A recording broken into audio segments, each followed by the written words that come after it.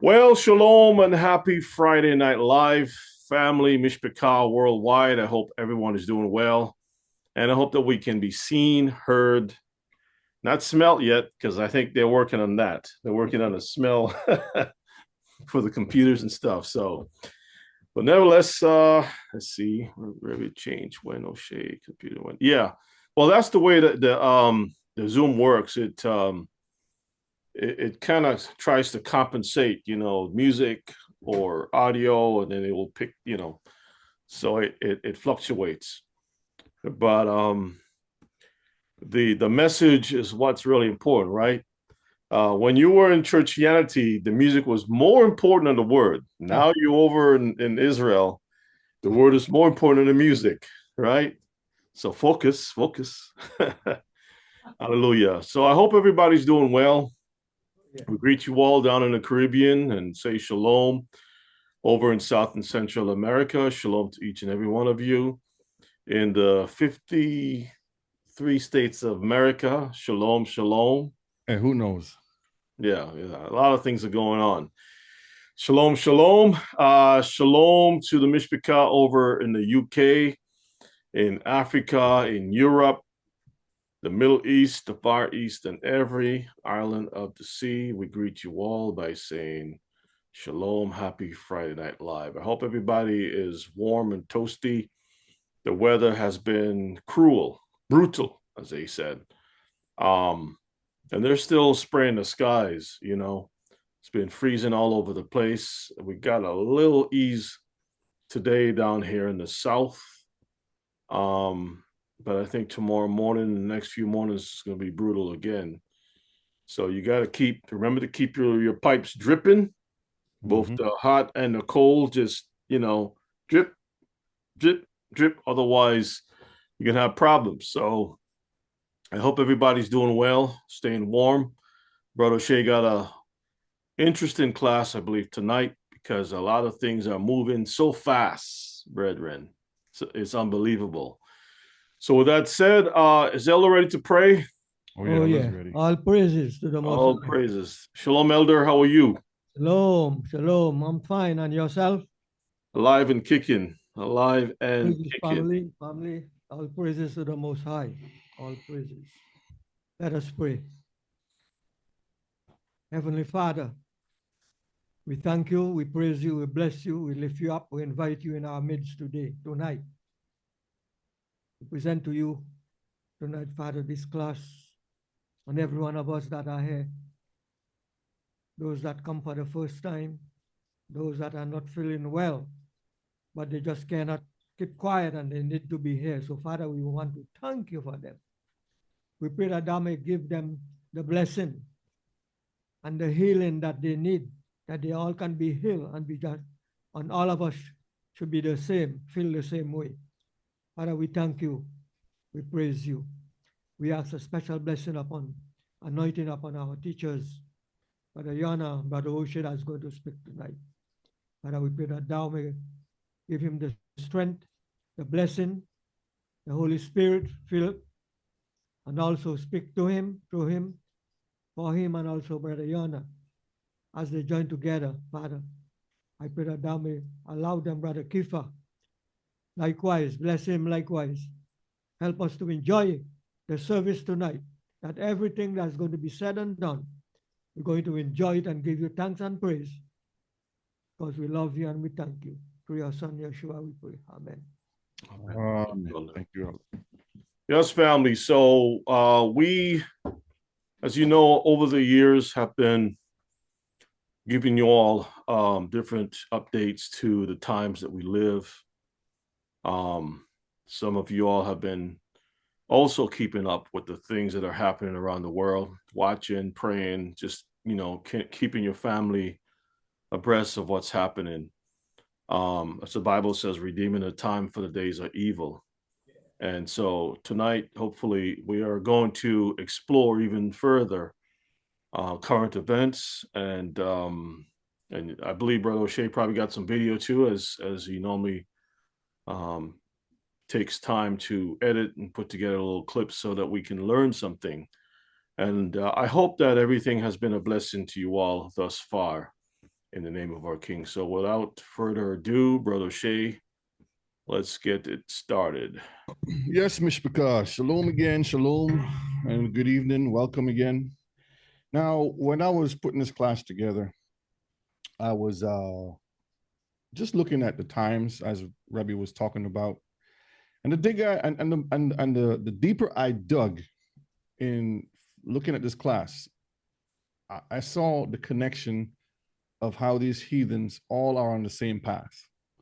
Every time I open or turn a page or click a link or just kind of investigate more, they are all fine-tuned on the same page. It's like they have been doing this for generations.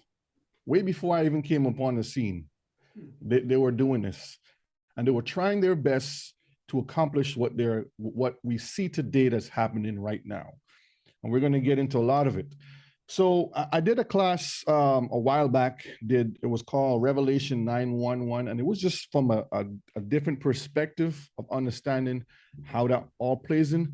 Well, this is from a different side that shows you the image of the beast and how we are actually living in a time where it's like you shake your head and you're like, man, you can't make any of this stuff up. It's right in front of you.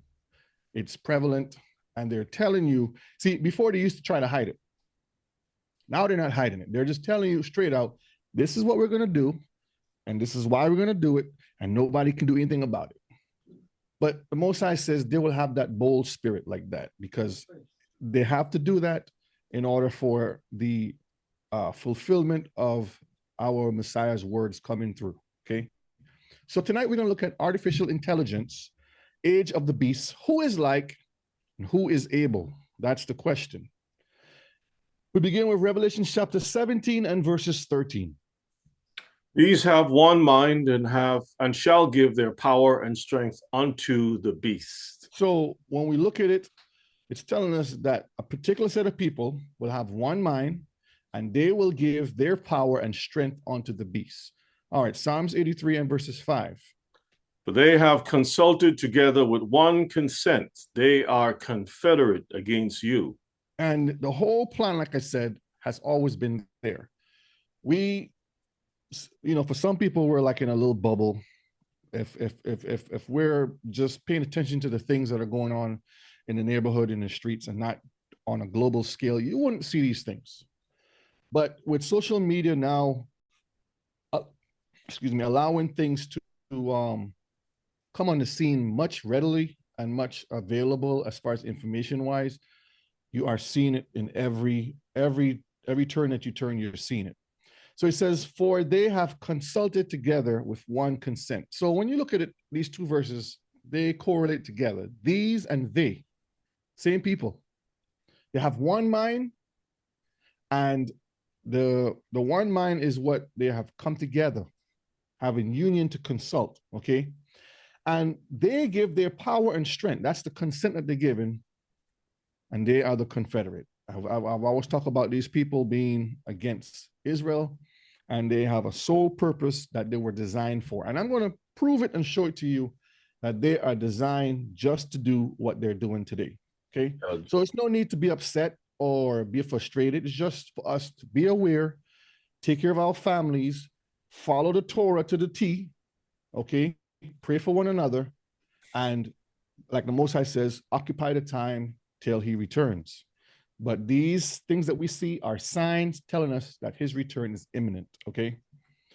All right, so tonight's class, we will cover some interesting things concerning Revelation chapter 13 and the prophecy it holds. We will look at how it's all falling into place as of this year. Now, I'm not a prophet. I'm just looking at what the scripture says. I'm reading what the prophets prophesied, and I'm comparing to the times that we live in. And I'm just saying, look, this connects to this. Probably this is what this is saying. So let's be aware. Let's pay attention. Okay. So everything that I present tonight is research that I've done. I'm looking at the signs that I'm seeing, and I'm comparing all of these things. Hey, Brother Shay. Sure. Yes. Oh, notice this, his face doesn't match his hands, huh? His hands. Yeah, this is a current picture. This picture was taken what 3 days ago. The day he signed all those executives, the first day in office. Yeah, he's nonstop signing. He got a whole box of pens, markers, and stuff. He's signing away. He's really signing away. Usually, what they do, and this is just actually this is what they actually do. In front of the public, he would sign some, but behind this, seen it stamped. He has his own presidential stamp already. That is stamps, because he's not going to sit there and sign hundreds and hundreds of papers. But this is just for show. Artificial intelligence will play a very vital role in this system. So I'm going to say it again. AI will play a very vital role in this system. And I've done a lot of classes on AI, showing how demonic it is and the agendas that it poses. Now, they would always tell you, we have a good reason, we have good intentions, but the results always end up sour and for wickedness.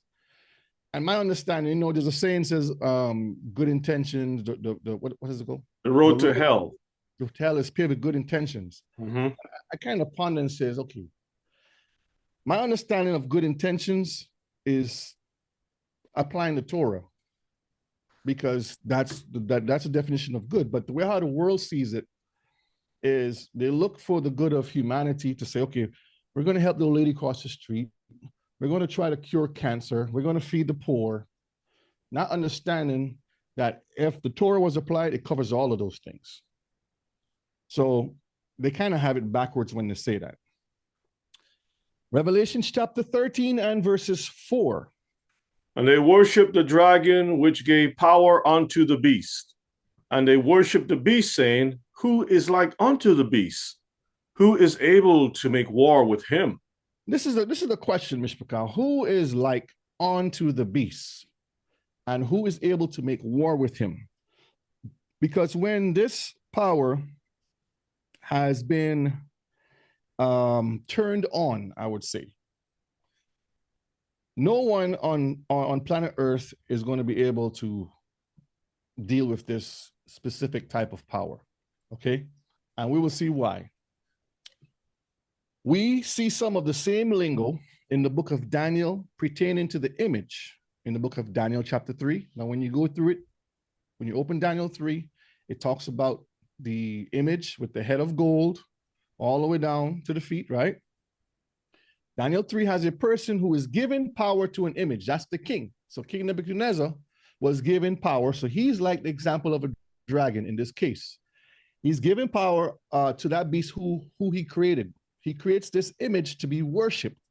When you read the story, he's saying, I create this image. When you hear the sound of the sackbut, right? The dulcimer, all these instruments, you know it's time to bow and worship. Mm-hmm. But in this case, I think it'll be something a little different. And we'll have to see exactly how this image in the future that's coming here will want to be worshipped. And this image that Nebuchadnezzar had is an example of the beast that he made everyone bow to, okay? What's also interesting is that Nebuchadnezzar became an actual beast in the next chapter. Do you all remember that? Mm-hmm. After what he did, the Most High turned him around and made him literally, his claws grew out, his hair turned like fur. He was eating grass. So that's very interesting, okay? The only difference with this beast compared to Revelation is the image was given the ability to be alive. This is the difference, okay? The Nebuchadnezzar's image was just an image that people were forced to worship. With this image that's coming out, it will have the ability to speak, to move, to do magical, miraculous. That's the way I put it. Magical, miraculous displays before the eyes of all mankind. And what they have been doing for years now, I would say for the past 10 years, they have been fine-tuning and creating the sky show, the ability to have beautiful cameras. You know, when they have like 4th of July and New Year's and things, as of recently, the past, I think 3 years now, maybe 4, They've been using drones to do like a nice sky display that I think sometime in the news, I think just for January 1st, some drones fell out the sky and was falling on people because they had a malfunction. You can look it up and see. But they have the technology to deceive the masses, Mishpachah. So there will be no physical group or person who will be able to fight and overthrow or overcome the beast. Okay? The Most High is the only one that will have physical or will physically come and destroy the beast. This is what the prophets prophesy, and this is what the Messiah himself said. He will guide us through those moments and give us his protection when needed. So this is where, like last week, we talked about the different things that's happening. And I said, it's not for us to be afraid, but for us to be prepared and ready and available to serve the Most High. And he will protect us as of all the times he did in the past with our forefathers. We see it with Joseph, Abraham, Isaac, you name it. The list is long. So he will protect us. We have to do our part. Matthew 24:27. As the lightning cometh out of the east and shineth even unto the west, so shall also the coming of the Son of Man be. That means quickly. That's just telling you that unaware, lightning flashes. You can hear the thunder rumbling. So you're expecting, okay, they might have some lightning. You don't know. It's cloudy, it's dark. And all of a sudden, boom, it strikes. And this is what he's saying. I'm going to come the same way how it comes from the east and it goes to the west. As fast as it does that is how I'm going to return. Okay. Daniel chapter 2, verse 34. Thou sawest till that a stone was cut out without hands, which smote the image upon his feet that were of iron and clay, and break them to pieces. So they've been talking for years about some big meteor supposed to hit Earth. But really and truly, this is the meteor that they're talking about. And if you watch the movies and stuff, they have all types of weapons they're trying to create to shoot down this stone that's supposed to come. And ain't nothing they could do about it. And they can try and leave the planet and go to the moon, to Mars, Venus, wherever. They can try and create a space station, all kinds of stuff they're trying to do. But the Most High already understand what will happen, and nothing that they do will prevent this. Nebuchadnezzar was the head of gold. And that first image was created during his reign. So when you look at Nebuchadnezzar's time, that was basically the captivity where Babylon was in charge, and he was the head of gold. Now, this future beast, Mishpachah, will be created during the feet mixed period. This is where we are. We're in the iron and clay, partly mixed.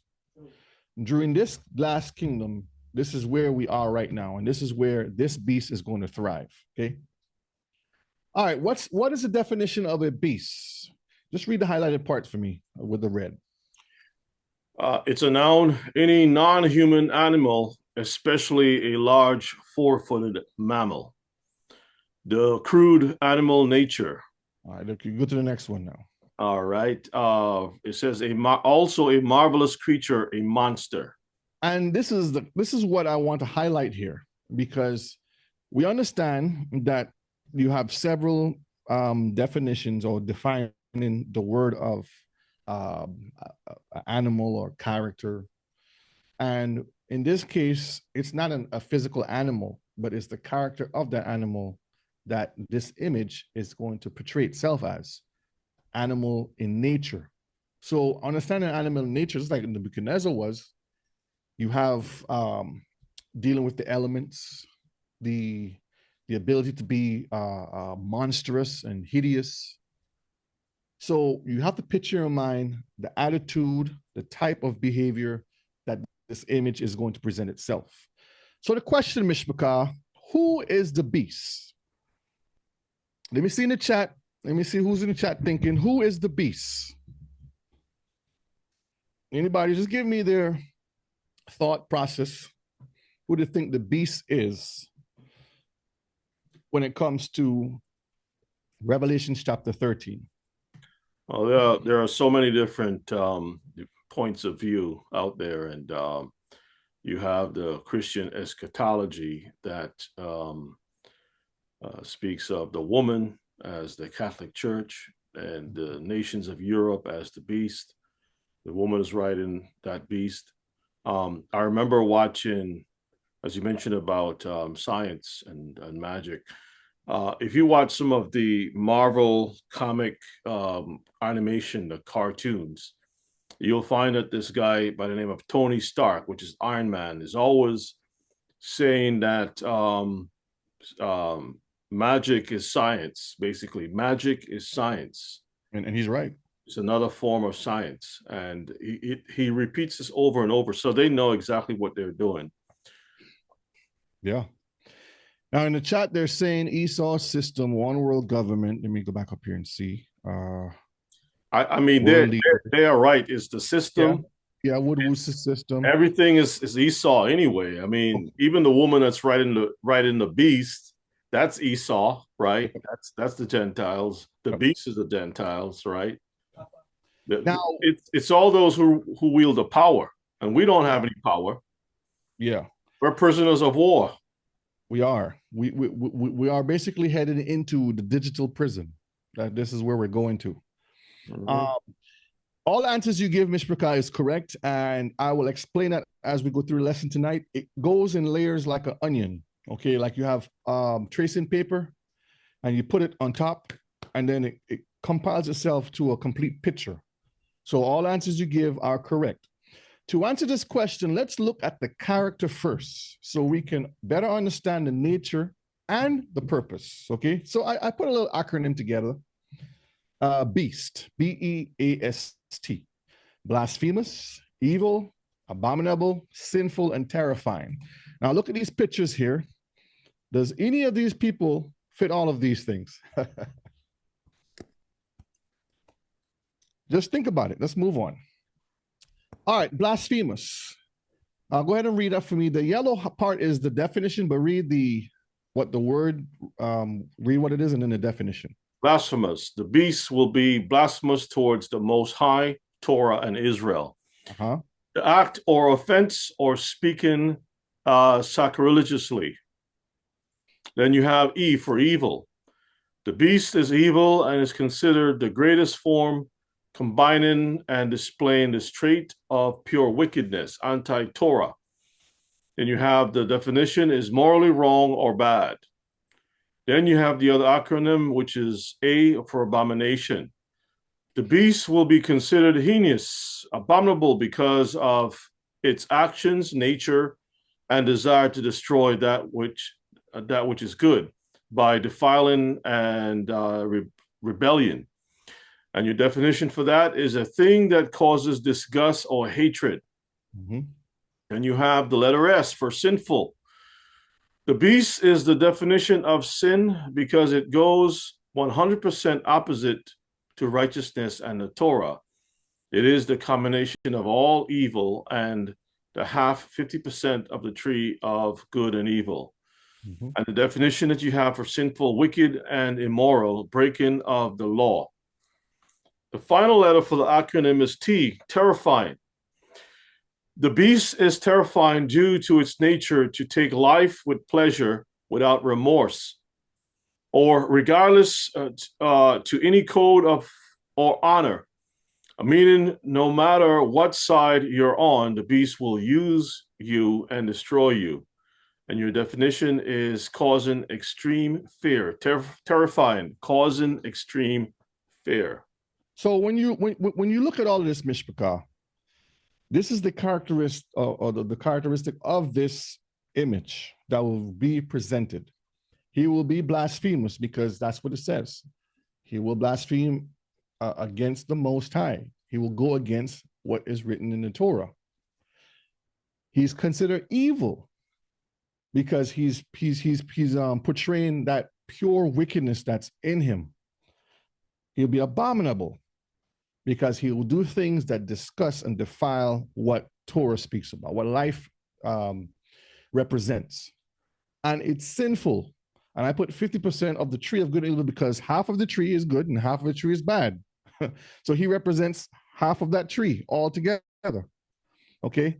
And he will be terrifying because, again, there is no, like, you work for the enemy and the enemy's going to take care of you. No, he's using you. He doesn't, they don't care about the souls or lives that are lost. So this is the acronym that I chose. Technology and artificial intelligence with the unlimited financial power to control everything and everyone is how Satan will make his final stand against the children of the Most High Israel. Okay. Revelations chapter 13 and verses 4 again. It says, and they worshiped the dragon, which gave power unto the beast. And they worshiped the beast, saying, who is like unto the beast? Who is able to make war with him? So we see that it's highlighted that Hashatan himself, that he is that dragon. He is that old serpent. He's the one that's going to give authority to this image. And how he's doing that? Well, over the years, and when we get to these slides later now, we'll see why I say this now. Over the years, he has been feeding the information to his workers, the Confederacy, on bringing it about to this moment in time.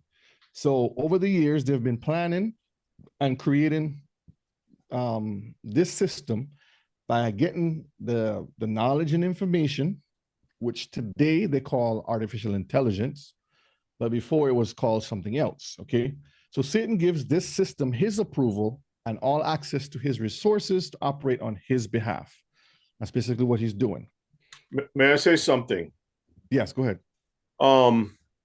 Those people had to be promised something for them to be so excited. We had a new brother in the chat. He mentioned about, I guess he took a course in AI, and the folks are so excited how it's going to be.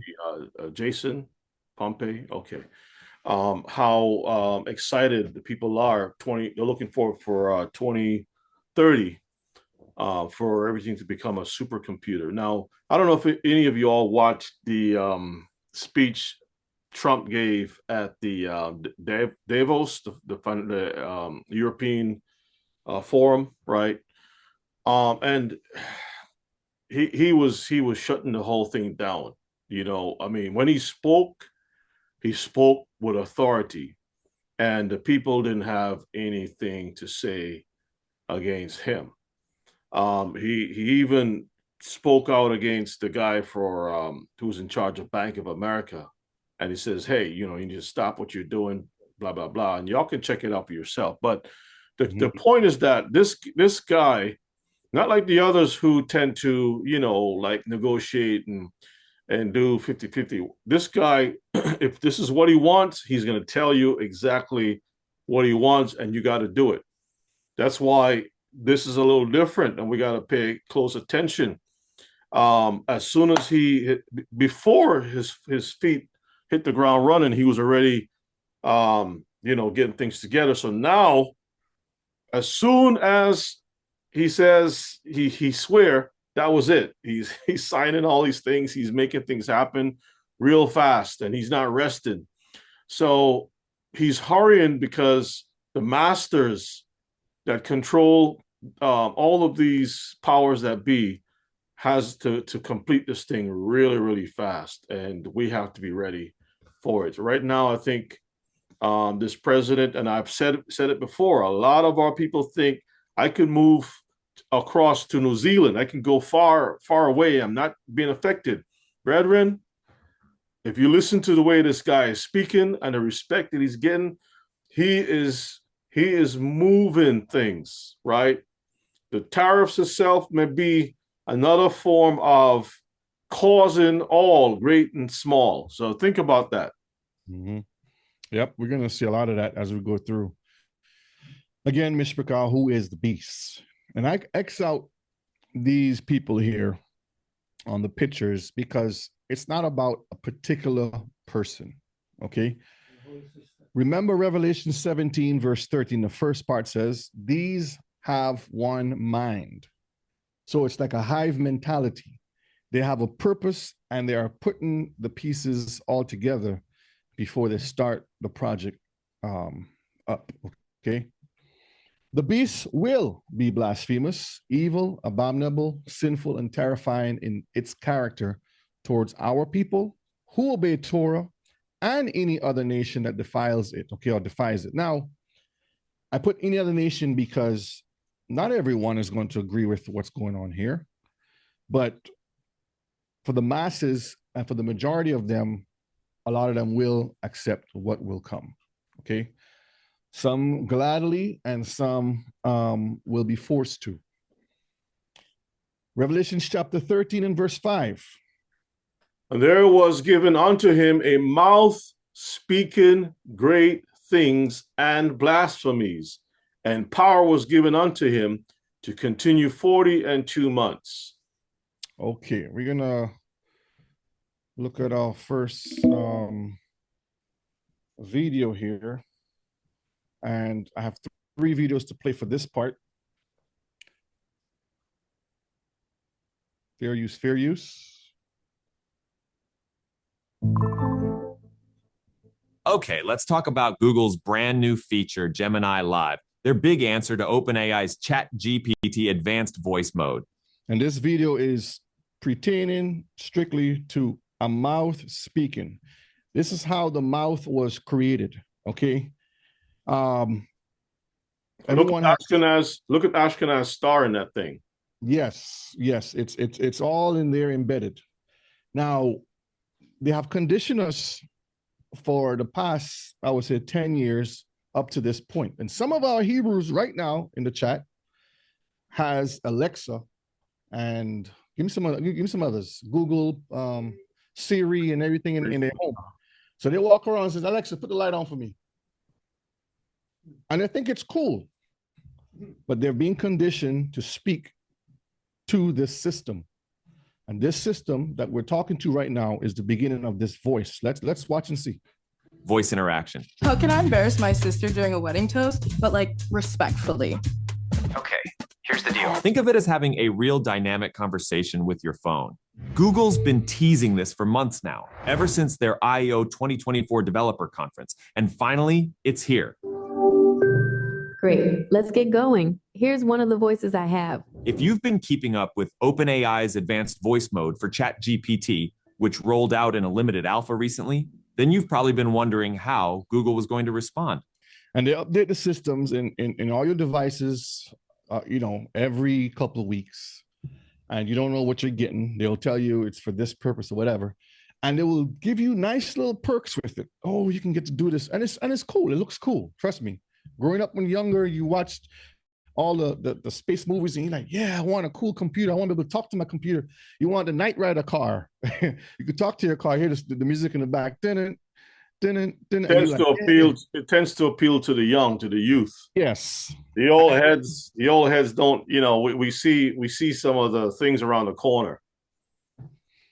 And then you get all excited for these things, but not knowing that you are the frog sitting in the water being boiled. Well, Gemini Live is that response. So Gemini Live lets you have these deep, free-flowing conversations with Google's AI right on your smartphone. It's got this enhanced speech engine that makes the dialogue not just more realistic. Our people would talk to the phone more than they would talk to the Most High. That's just sad. Most High's been there all his life. He give you everything, and you don't even think to pray when you get up in the morning. But first thing you do is Google, what's the weather today? Think about that. But also emotionally expressive. Here's one of the voices I have, but there are more to choose from. Here's another voice I can use. You can pick me now and always make a change later in settings. So the AI can pick up on your tone and pace and adapt its response. They might have your voice in there, Rebbe. Well, I won't be surprised. I mean, I've been teaching for years. Good morning, Mishpachah. You just pick Rebbe's voice. They'll put him to sleep. Hi, Gemini. How are you doing?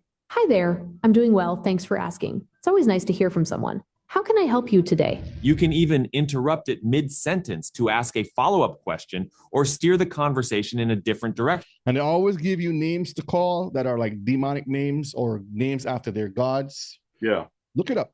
Yeah, that's a Greek. That Gemini is definitely a Greek Deity. Yeah. Mm-hmm. Just like you would in a real conversation with another person. Google's really been pushing the idea that Gemini Live is hands-free too. You can keep talking even if your phone's locked or the app's in the background. This means you could be doing other things while still chatting with your AI, multitasking to the max, right? Now, this could actually change how we interact with our devices. Up until now, voice assistants like Google Assistant, Siri, and Alexa have been pretty basic. See, so to start off basic, so you can be like, what time is it? And they'll say, today it's 10 o'clock and it's 20 degrees outside or whatever. Now it's more advanced now. You won't have to say nothing first. It says, good morning, sir. It's 10 o'clock outside. It's 20 degrees and you should wear a coat. Like what? Great for setting timers or playing music, but they're pretty limited when it comes to having a real conversation. They'll usually just direct you to a web page if you ask something too complex. But Gemini Live is designed to understand the context of your questions and give meaningful answers, even on more complex topics. You can ask it how the USA did in the recent Paris Olympics, and it'll give you a detailed answer. Or ask it for a diet plan, and it'll offer suggestions based on what it knows about you. And here's another cool thing. The architecture behind Gemini Live, which is powered by the Gemini 1.5 Pro and Gemini 1.5 Flash models, has a super long context window. What that means is the AI can remember what you've been talking about for a long time, theoretically, for hours of conversation. This essentially allows for more coherent and in-depth discussions without the AI losing track of what you were originally talking about. I'm looking to run my first marathon and I really don't know where to start. What should I do? That's an awesome goal. Training for a marathon is a huge commitment, so let's get you set up for success. All right, let's talk about how you might actually use this in real life. Google gives this kind of funny example where you could use Gemini Live to rehearse for a job interview. I mean, it's a bit ironic, right? Practicing talking to an AI to prepare for talking to another AI hiring manager someday. Confusion. But in all seriousness, it could actually be really helpful. The AI can give you tips on what to say, how to say it, and even suggest skills to highlight. All right, that's the first one. Let's look at the second one now.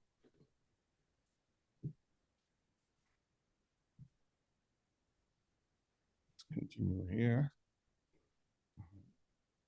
But that's just one scenario. You could also use Gemini Live for brainstorming sessions, asking for advice, or just having a conversation. So you don't have to talk to no one else. Forget human interaction. Let's talk to the AI. He will give you sound advice. He will tell you exactly how to deal with your situations emotionally, spiritually, you name it. You don't need to listen to no one else. This is like this is the new Jiminy Cricket on the shoulder, basically. I'm sure a lot of pastors right now, evangelists, are trying to figure out how they can make that the next prosperity movement. Oh, how to bewitch people in the next few years. It's already happened, Rabbi. I'll share something later. All right. It's already been accomplished. About something complex that's been on your mind. And because you can interrupt and redirect the conversation, it feels more natural and less like you're just waiting for the AI to finish its canned response. Now, Gemini Live actually doesn't have all the features Google teased back at I/O 2024. Remember when they showed off how Gemini could respond to images and videos you take with your phone's camera? Like you could snap a picture of a broken bike part and Gemini would tell you what it is and maybe even how to fix it. Yeah, that feature isn't available yet, but Google says it's coming later this year. So stay tuned for that. Also, right now, Gemini Live is only available in English and only to users who are subscribed to the Google One AI Premium. Because this is all a test trial. And what they do is they put out, so when a person is manufacturing something, they would allow certain versions to come out first. And that is what you call a test product in different markets. And they see, okay, how do people respond to it? And then they will tweak it as they need to. And all the while they're doing that, they're making money off of it because they'll give me version 1, then version 2 next month, then version 3, 6 months later. And before you know it, you're all invested, not realizing that you have been baited. They're slowly, bringing you in. And like I said, Mishpaka, some of the things are really good. You're like, yeah, I can use this. This can help me in my business. This can help me along my day. But you got to be careful on what you're indulging yourself in and know the risks and exactly what the bigger picture is. This is what I'm trying to share with y'all. Plan, which by the way costs $20 a month. So it's not exactly cheap, and it's not yet available in other languages or on iOS, though Google says that's coming soon. But don't get too bummed out. There's a lot more coming that's actually pretty exciting. In the next few weeks, Android users will be able to bring up Gemini's overlay on top of any app they're using. So basically, while watching a YouTube video and holding down the power button, you'll be able to ask Gemini questions about what you're watching. Or better yet, generating images with Gemini and dragging them directly into your emails or messages. And speaking of images, while you can't generate pictures of people just yet, you can still create and use images for other things, like adding a cool background to an email. This might not seem like a big deal, but for those of us who use our phones for a lot of different tasks, it's a nice touch. Plus, Google is adding new integrations with its other services, which they like to call extensions. Yep. So soon you'll be able to ask Gemini to help with tasks in Google Calendar, Keep, Tasks, and even YouTube Music. For example, you could snap a photo of a concert flyer, ask Gemini if you're free that day, and then have it set a reminder to buy tickets. Or have it dig out an old recipe from your Gmail and add the ingredients to your Keep Shop. It just makes people lazy. If you look at it overall, nobody wants to do nothing but just sit back and allow life to just pass them. No physical interaction, no physical work. They even want to speak. They just want to close out. You get just gonna plug you into a juice box, an eternal juice box. You can be sucking in that thing for the rest of your life. Yep. Okay, so after hearing all this, you might be wondering if Gemini Live is worth it. From what I've seen and heard, it's definitely one of the most impressive AI features Google has rolled out so far. It's like they've finally cracked the code on making a voice assistant that's actually useful for more than just setting alarms or playing your favorite songs. But as always with new tech, the real test is going to be how well it works in the real world. All right, you hear what it says. The real test is how it's going to work in the real world. So this Mishpaka, let me close this out. This is an example of what they're preparing to allow this image to be able to speak, okay? It says, and there was given unto him a mouth to speak. Remember, the image that Nebuchadnezzar had couldn't speak. It was just a standing image that was made of gold and silver and brass and stone and iron. This image is going to be a totally different image, okay? Again, the beast will be blasphemous, evil, abominable, sinful, and terrifying in its character towards our people who obey Torah. That's the key point I'm trying to bring home to y'all. And any other nation that defies it. Now, the last part of this here, read verses 5 again for me. And there was given unto him a mouth speaking great things and blasphemies, and power was given unto him to continue 42 months. So 42 months. That is basically what? 3.5 years, okay? 42 months is a prophetic number that gives us 3.5 year time frame in which the beast system will have total power and control over the entire globe, okay? The number 40 signifies a period of hard times and trials, or the number 40 itself, okay? 40 signifies, again, a period of time and hard trials. But before we continue, let's look at a few things to understand the overall picture. So I just grab a few things out of here so you can actually see how everything adds up. And it's like when you start from Genesis and you go to Revelation, you can actually start to see these things come to pass. You know, like when you just bought a vehicle, you bought a white pickup truck. And every time you go outside, everywhere you look, you always keep seeing a white pickup truck. You never seen a white pickup truck before. But because you own one now, you can start to see everywhere you turn, you see a white pickup truck. This is what I'm talking about. When you start to pull out certain things, you will start to see them reveal itself out of the pages and you will see it. So it took the Most High 6 days of creation and then 1 day to rest, which is a completion of what? 7 days, right? The law states that when you purchase a servant, the servant is allowed, you're allowed to have him for 6 years, and in the 7th year, he must be what? Freed, set free. Jacob worked for Rachel, what? 7 years. Mhm. And we have been in 6 captivities, and the last one, which is the 6th one, and then our 7th time will be the day or the moment of rest, the period of rest, which is when our Messiah comes back. So 7 is a number of completion. So when you look over here, 3.5 years of false peace. When I say false peace, again, I'm not a prophet or anything. I'm just saying, from my understanding, we are in a period where the presidency is how much time? 4 years. But the last 6 months doesn't really count, really, because he don't really do anything, or she. That's basically what I'm looking at here. So you have 3.5 years of false peace, meaning we will have the ability to make some money, to travel and do things, but don't be fooled about those in those moments. This is when we're supposed to be preparing, saving, building, storing up stuff, studying, making sure that we are equipped and ready for the next 3.5 years that will be coming. Yeah, that's usually the equivalency to college. The Yes. time to take vacation, the weekends or whatever, when you subtract the vacations, holidays and weekends and stuff, you end up with basically 3.5 years of work. That's another example again. And you can see that in a lot of things that we do in life. It's always going to fall to that. I mean, you can look at Messiah reigned. Messiah's when he was on earth, here in earth and flesh. 3.5 years. His ministry was 3.5 years. Yep. And there's so much more. We can keep digging it up. But I'm just showing you there's a reason for this.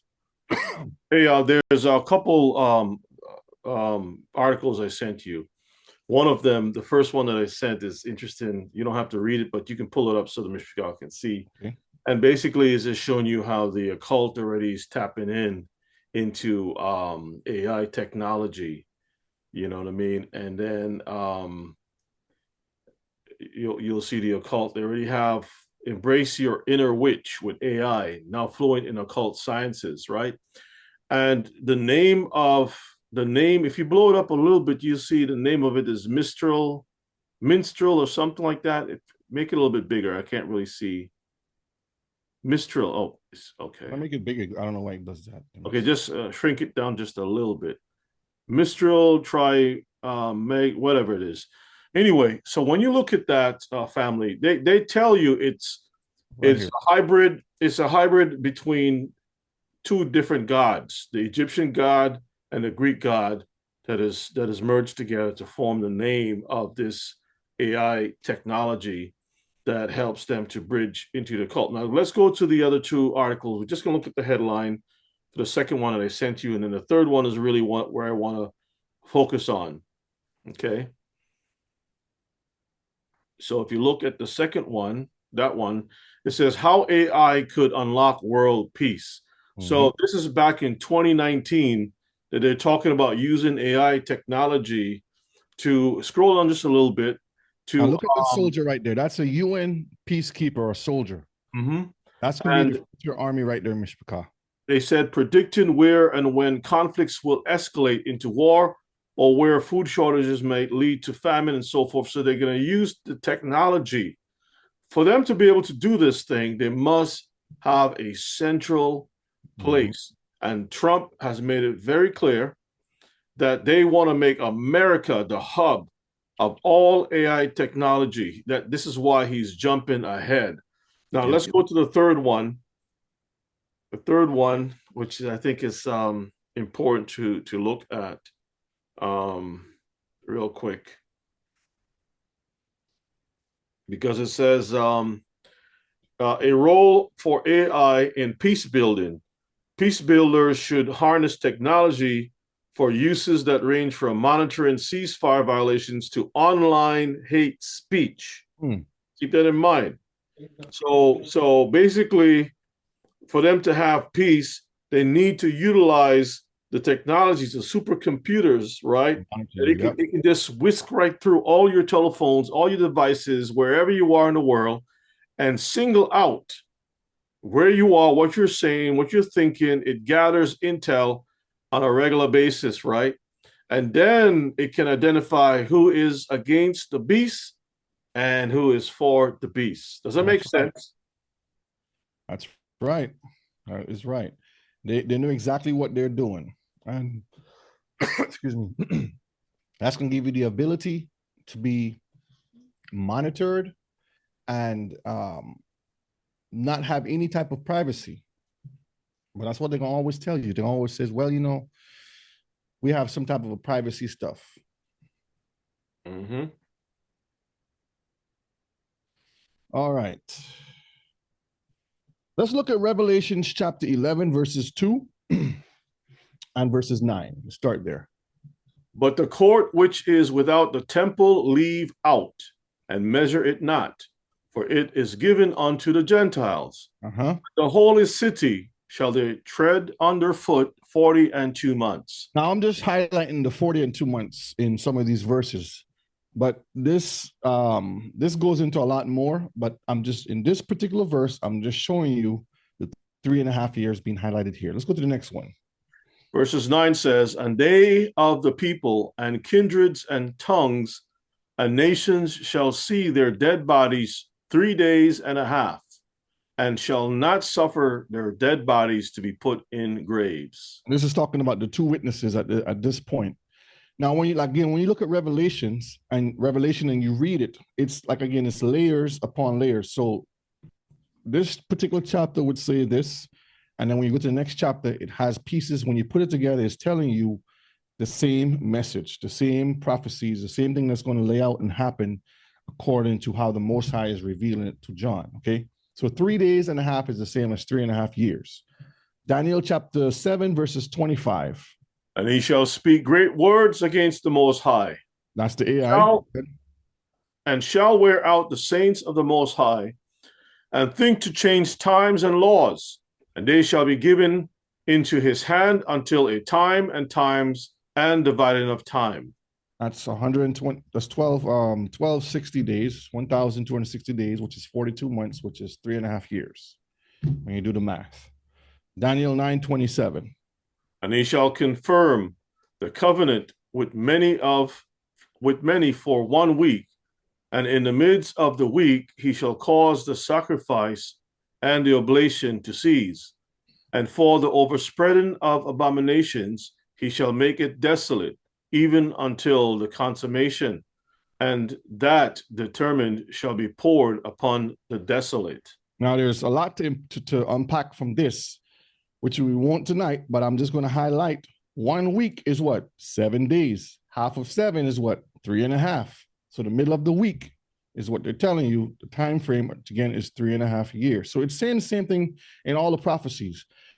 Now, without getting into doctrines of numerology and gematria, because we don't practice that, that's of the occult and witchcraft, numbers play an important part in our everyday living and in the fulfillment of prophecy. So yes, numbers is important, but we don't go into it to study numerology or gematria or any of those things, because it will take you where you won't come back from, okay?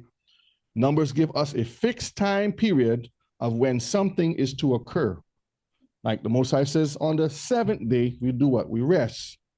On the 1st of the what? We do this. On the 14th of this week. So it gives you a time period, a fixed time to say this is the time something's going to happen. And it's just for us to be able to know where we are in that moment, okay? Right, Brother Shay, you think, because, you know, growing up, you visit different churches and they have their prophecy books and things of that nature, their prophecy brochures or whatnot. And do you think that they could have ever imagined what we see today with artificial intelligence and the smart devices, whether it's your refrigerator, your TV, everything is basically smart, even your vehicles are smart?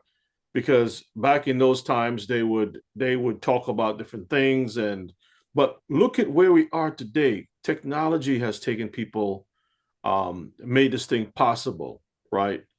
Where we can see everything is coming to pass. And really and truthfully, family, there isn't going to be too many places we can hide at all. They got nanotechnology, Oh, yes, yes. Smart dust. They can just blow that thing like dust on you. Yeah. Go into your body and rearrange, your system. Yes. They cover every angles on that. And yes, Elder, go ahead. As Brother Yana said, there's no way you can hide because, first of all, they already have all your information, your social security number, your address, everything is recorded in that system already. There's nowhere to hide. Yep. Right. So it's not about the hiding, Mr. Picard. It's about being prepared. Okay. Let's read verses 5 again and then read verse 6. And there was given unto him a mouth speaking great things and blasphemies, and power was given unto him to continue 42 months. Verse 6, and he opened his mouth in blasphemy against Elohim, to blaspheme his name and his tabernacle and them that dwell in heaven. Imagine that. Bold and disrespectful. He opened his mouth in blasphemy against the Creator, and he blasphemed the Creator's name. That includes us because we carry his name, right? And his tabernacle, meaning his home, his dwelling place, and all that dwell in heaven. So all the hosts of heaven, he's saying your mother this and your father that and all kinds of different things. All the colorful words behind of it. This is known as a dictatorship, Ms. Paka. When you look at it, it's telling you that this beast that has all of this authority in him is operating on a dictatorship, and we'll see that, okay? Let's look at a video here. Let me pause here a minute. Let's check out this video. Now, before I play this video, let me play this one. This is just a short one to kind of show you how they all have the same spirit, Mishpaka. Esau has the same spirit no matter what generation they go in. Hey, Brother O'Shea, real quick, do you know that the main people who are behind the development of computer science, right, technology, are mainly people from the East, Asians, mostly Indians, and that's the place where you find the most gods, right? Yeah, they mentioned that in some of these videos that I can play later, how that they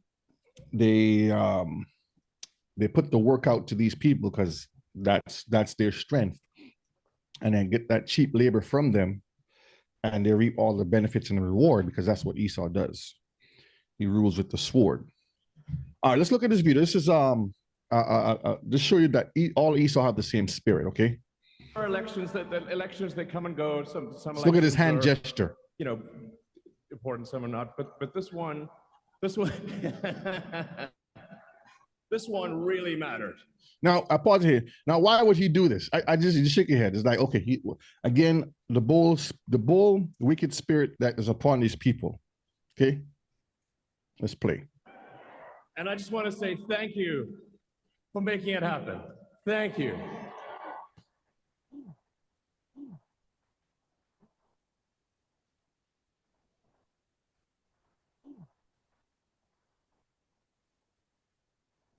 Why would he do that? Okay, just think about it. My heart goes out to you. It is thanks to you that the future of civilization is assured. They all have the same spirit, okay? So it doesn't matter who you think that may be doing good.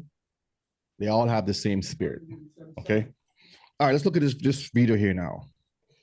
This is the power of AI. Let's look at this a minute. I have several videos that I have to cover. Sam Altman is the ruler of Silicon Valley startups, and that's not me saying that. He thinks that. I think the president of YC is sort of the unofficial leader of the startup movement. YC is Y Combinator, a significant venture capital firm and tech incubator that Altman ran from 2014 to 2019. He'd originally connected with YC in 2008 when the firm funded his app Looped when he was Bunch of soft nerds. Look at them. 19 years old and wore two popped collars. Looped was a common Silicon Valley story. They raised a ton of money, gathered a bunch of data, and got in trouble for texting everyone in your phone when you downloaded the app. Altman sold the company and it all but disappeared. Altman landed at Y Combinator, where he rose to president in 2 years. Under Altman's leadership, Y Combinator invested in massive companies most people have heard of, like Reddit, Airbnb, Coinbase, Dropbox, Stripe, Twitch, DoorDash. And this shows you that they control everything. So you're thinking that, this is a good application here.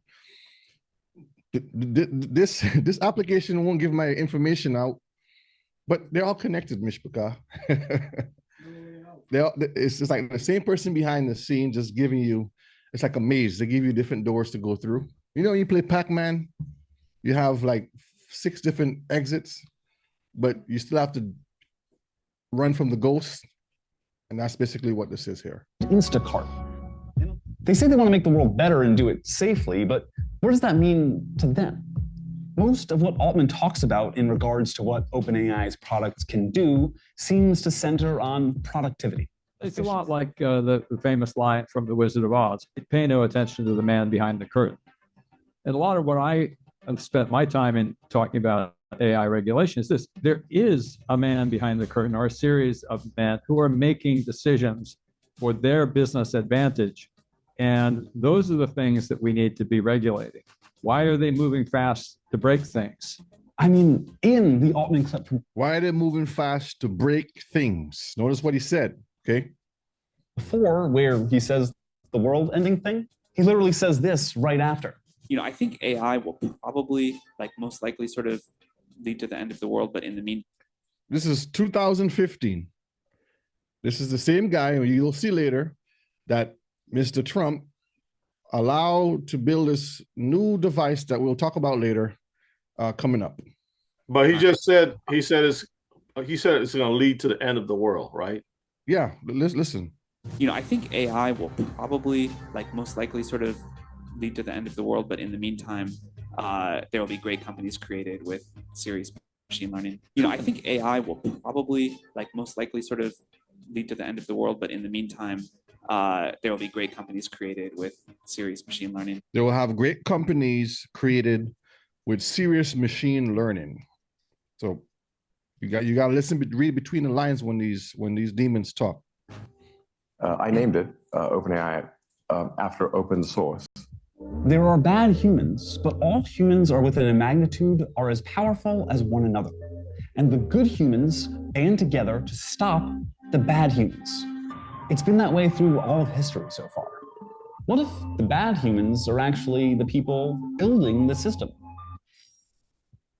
Stargate is a massive new AI infrastructure project that brings together President Donald Trump, SoftBank CEO Masayoshi Son, Oracle's Larry Ellison, and OpenAI's Sam Altman. Now you see that right there, right? So I'm gonna pause the video here because we have more to cover first before we get to this point. So let's pause it a minute. We'll come back to that. And I'm going to show you some things that all lead up to this point, okay? All right, let's get back over here. So remember dictatorship, okay? This image that is given this power and this blasphemic voice is ruling for dictatorship. Now, this shows the power of change and removal of the law completely. A globe without Torah. So this picture, close your mind, sit back, and think of a world without Torah. That's basically what we live in. But imagine it where it's now on full display. Remember, a world without Torah is what? A wicked, chaotic place. Proverbs 29 and verses 2. Read that for me. When the righteous are in authority, the people rejoice. But when the wicked bear rule, the people mourn. Judges 17 and verse 6. In those days, there was no king in Israel, but every man did that which was right in his own eyes. So the no king refers to there's no law. Because with a king, he's going to bring you law and order, and he's going to show his authority in righteousness, and the earth and the people will rejoice. But because there's no king, every man did what was right in his own eyes. That own eyes is equivalent to wickedness. That is basically no law. Do what thou wilt, do whatever you want to. There's no law.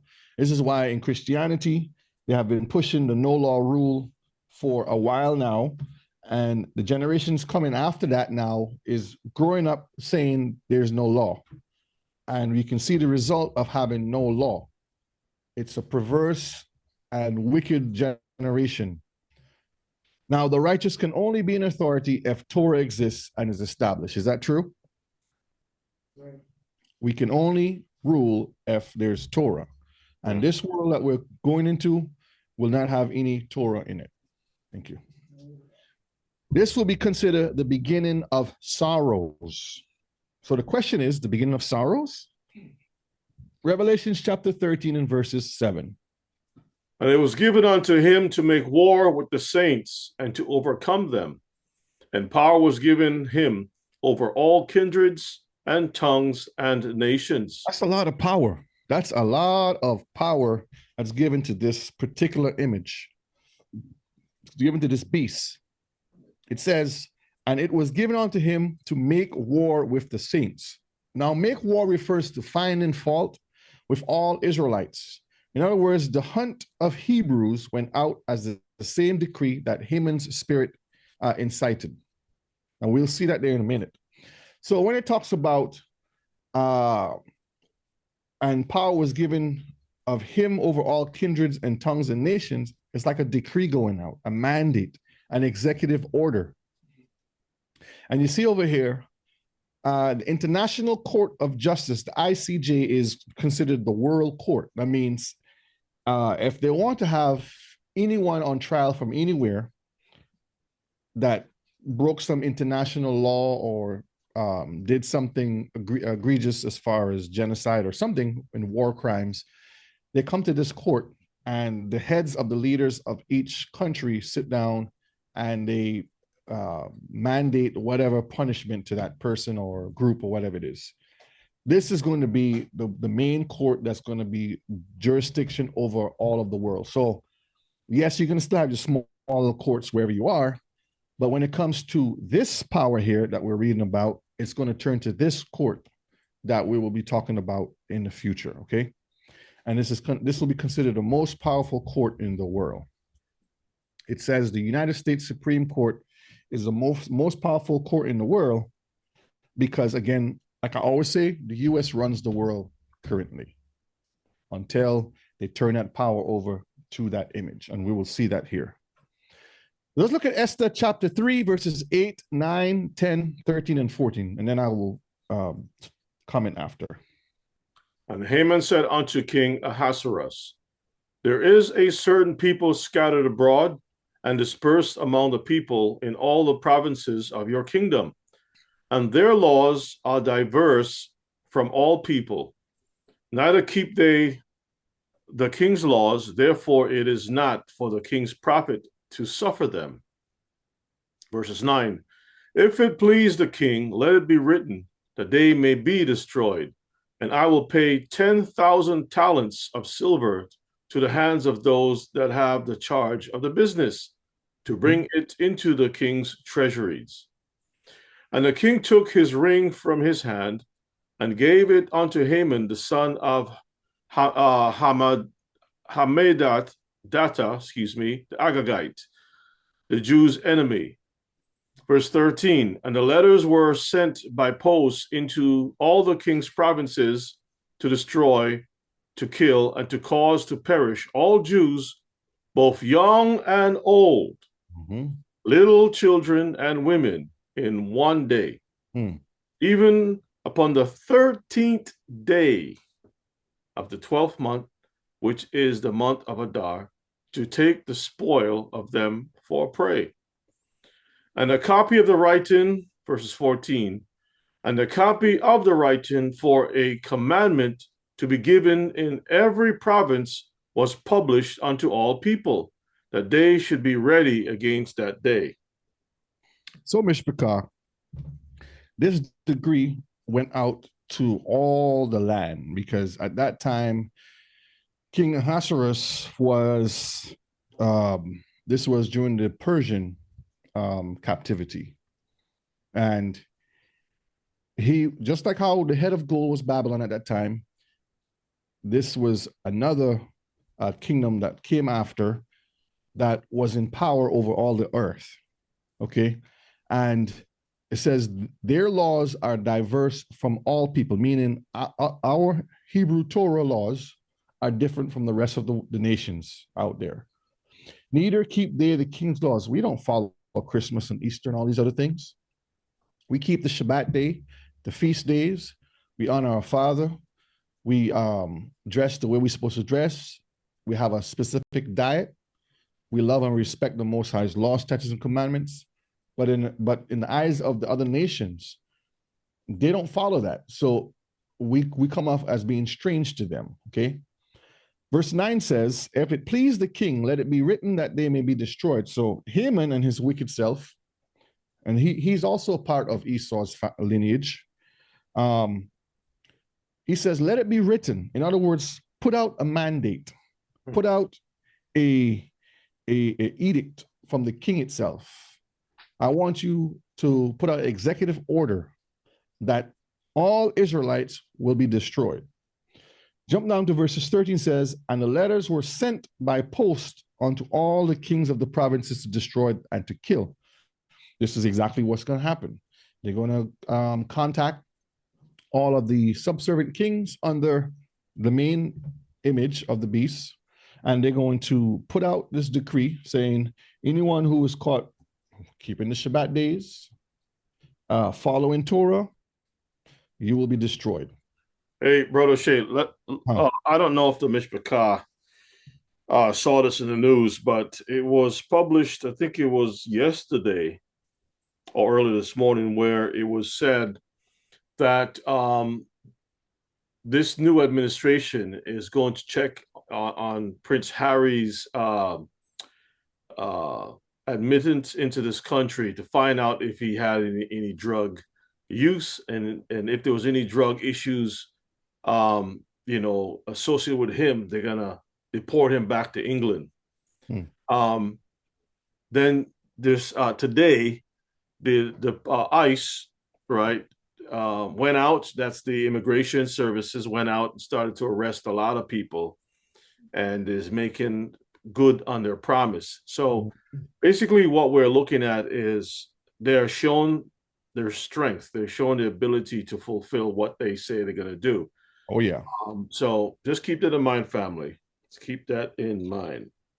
And the scary thing about this is when all of this is put together, the amount of power and availability that they can do these things swiftly, Mishpachah, is going to be like, wow. So it will, come to such amazement when you actually see how quickly they can get from point A to point B, spread information, and get things done. And you'll see, you'll see. And so again, it says verse 14 talks about the copy of the writing. Again, that's when you go back one slide, it says here, a decree, a mandate, or executive order. And this is what we're talking about here. That went out of a writing for a command to be given in every province. So no matter which part of the country you are, if you're down in the islands, up in the mountains, somewhere, to be published unto all people that they should be ready against that day. But just like this happened, Mishpachah, remember, the Most High made a way for this not to occur. So this will happen, but guess what? It wouldn't affect us in that way where they will come and destroy us as a people. The Most High is going to protect us the same way how he did in this moment here. Matthew 24, verses 21 and verse 22. For then shall be great tribulation, such as was not since the beginning of the world. To this time, no, nor ever shall be. And except those days should be shortened, there should no flesh be saved. But for the elect's sake, Those days shall be shortened. And that's why it says, thank you, Abba, for shortening days. Because just for our sake, Mishpachah, he made the days shorter. Because if he didn't do that, it says, no flesh would be what? Saved. Mankind would destroy them own self. You just hear Ottoman or whatever it is his name is says, when we create artificial intelligence, it will be the end of the world. That's what he just said. Yep. So they know what they're doing. They're bringing destruction. So Al-Messiah was saying, for then shall be great tribulation, such as was not since the beginning of the world. So the first tribulation that happened was in the first world. I call it the first world, meaning during Noah's time, when the earth was destroyed and all that wickedness happened. Then it was restored again. This is where, as such as was not since the beginning of the world. So we will never experience this again, Mishpachah. This is going to be such a terrible time to experience. But you know what? I find the excitement in it because I know it brings our Messiah back. So I can find the peace in that. This is how you know that you are on the right path.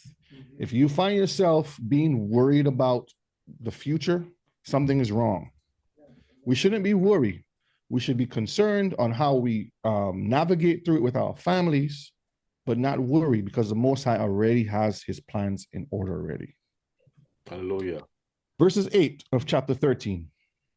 And all that dwell upon the earth shall worship him, whose names are not written in the book of life, of the Lamb slain from the foundation of the world. So this is the key here. We have to make sure that our name is found written.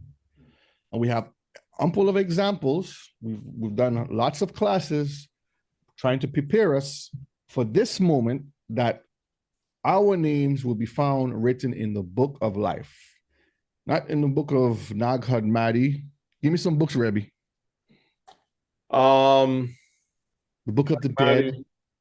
There's a whole lot. There's a whole lot of books that Hebrews find themselves caught up in, not realizing that there's only one way, Mishpachah. And it doesn't involve emotions or trying to figure out some mathematical equation. It's just keep the commandments and love your brother. This is the whole duty of man. So this is very serious. This goes over the heads of the majority of our folks reading this. What this is saying is only righteous Israelites, those keeping Torah, which names will be written, are the only ones that will not worship the beast. So I know I'm gonna make sure myself and my family keep the Torah so we won't end up worshiping the beast. Meaning, if we don't stay in the Torah, we will find ourselves involved in heathens' business, meaning we're gonna find ourselves taking the mark and bowing down to this image because we're not staying prevalent in Torah, okay? Verses 9. If any man have an ear, let him hear. If you have an ear, pay attention and listen. Because the words that are coming out is, thus saith the Most High. He's speaking. And you can see the picture here. It says, your ear is a womb. Is that true? What you listen to will eventually be conceived and born into your reality because you're bringing this stuff into you. Choose carefully what you listen to. Not every voice you hear that sounds soft and sweet is going to bring life to you. Okay, it might be some sodomite trying to whisper to you. You don't want those soft voices in your ears. But you need to listen and pay attention and learn to hear the voice of the Most High. And when I say hear the voice of the Most High, it's talking about his words. Because any of us who is speaking his words, that's his voice that's speaking, not me, not Rabbi, not another brother or sister. It's the Most High that's speaking. We're just relating. Don't shoot the messenger. Just listen to the message. Deuteronomy 31, verses 11 and verse 12. When all Israel is come to appear before Yahweh, your Elohim, in a place which he shall choose, you shall read this law before all Israel in their hearing. Gather the people together, men and women and children, and your stranger that is within your gates, that they may hear, and that they may learn and fear Yahuwah your Elohim, and observe to do all the words of this law. So when the word Mishpachah is being read, we need to listen, we need to learn. We need to fear, meaning to be obedient, observe it, and we need to apply it to our lives, okay? Because we need to be ready for when this beast unleashes. That's right. Revelations 13 and verse 11. And I beheld another beast coming up out of the earth, and he had 2 horns like a lamb, and he spake as a dragon. Now look at this, another beast. So you're saying, wait a minute, we're just talking about this one beast, and we haven't even finished with this one beast. But another beast coming out. It came out of the earth, meaning from among the nations. And it had 2 horns. So this 2 horns represents a new upcoming power of governance. So it's not saying that this beast that's coming up is going to overpower the other one. It's just saying that when this beast is in power, here comes another one that's doing the bidding of the first beast. And we're going to see that. But it gives us some more information. It says, like a lamb, 2 horns like a lamb. So it's going to be Christ-like. It's going to have some power, but the power is going to be kind of young, you know. A lamb's horn is small. It's not big like a ram that has that well-developed strength that you can come and give you some impact. But it has enough power that it can poke you a little bit, okay? And he spake as the dragon. So the doctrine that he's speaking is the same wicked doctrine that is being pushed. But this is from another point or another angle to maintain that distraction and that deception.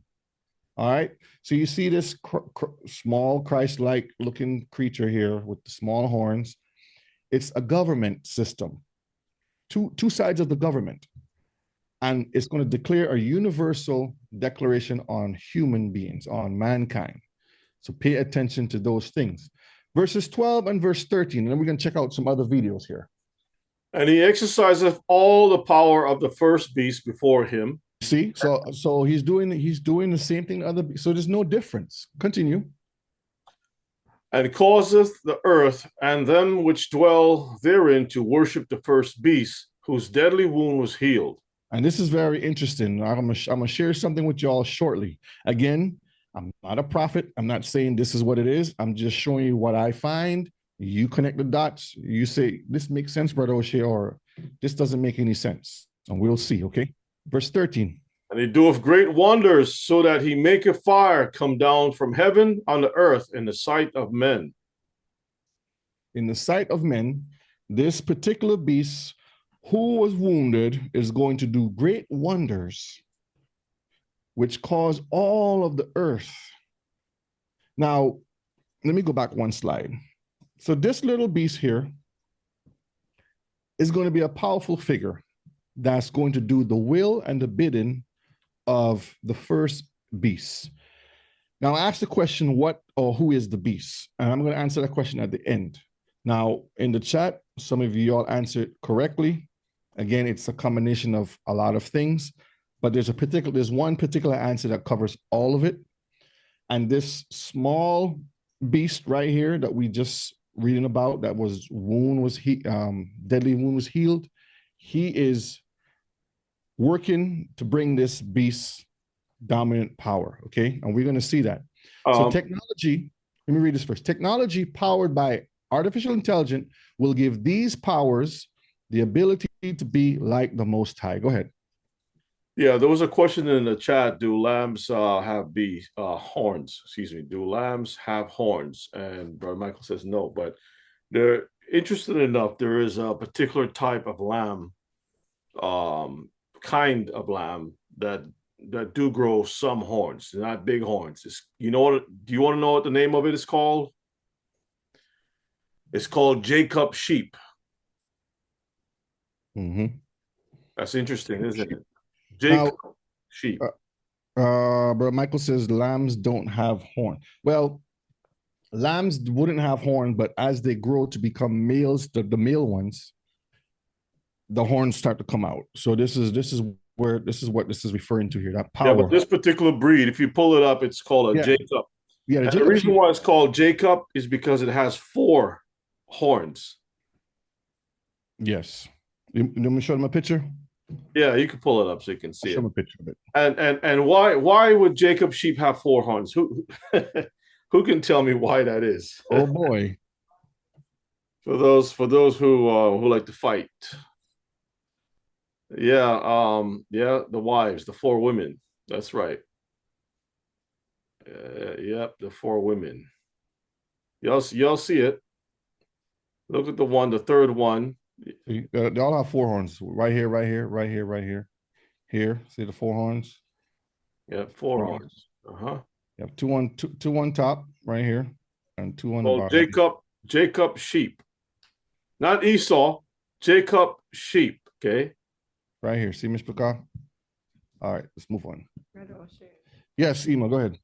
Going back to the picture there with the You want me to go back to the picture? Yeah. Okay, go back to the picture.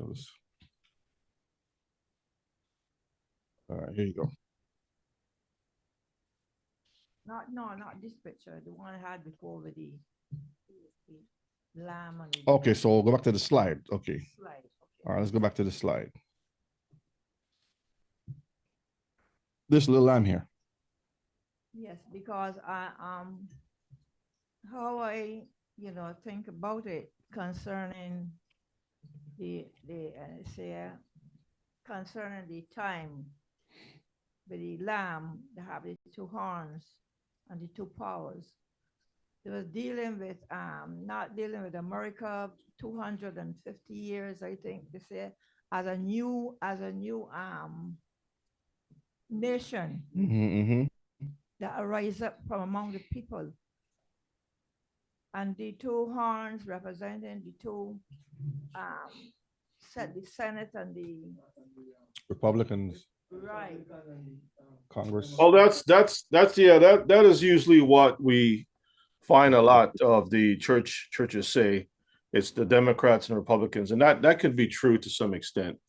When we look into digging into the information about lambs having horns, and what we find is that they mentioned the Jacob sheep having 4 horns, right, or having horns as lambs. But the interesting piece about this riddle is, although the Jacob sheep has 4 horns, the lamb in this instant has 2 horns.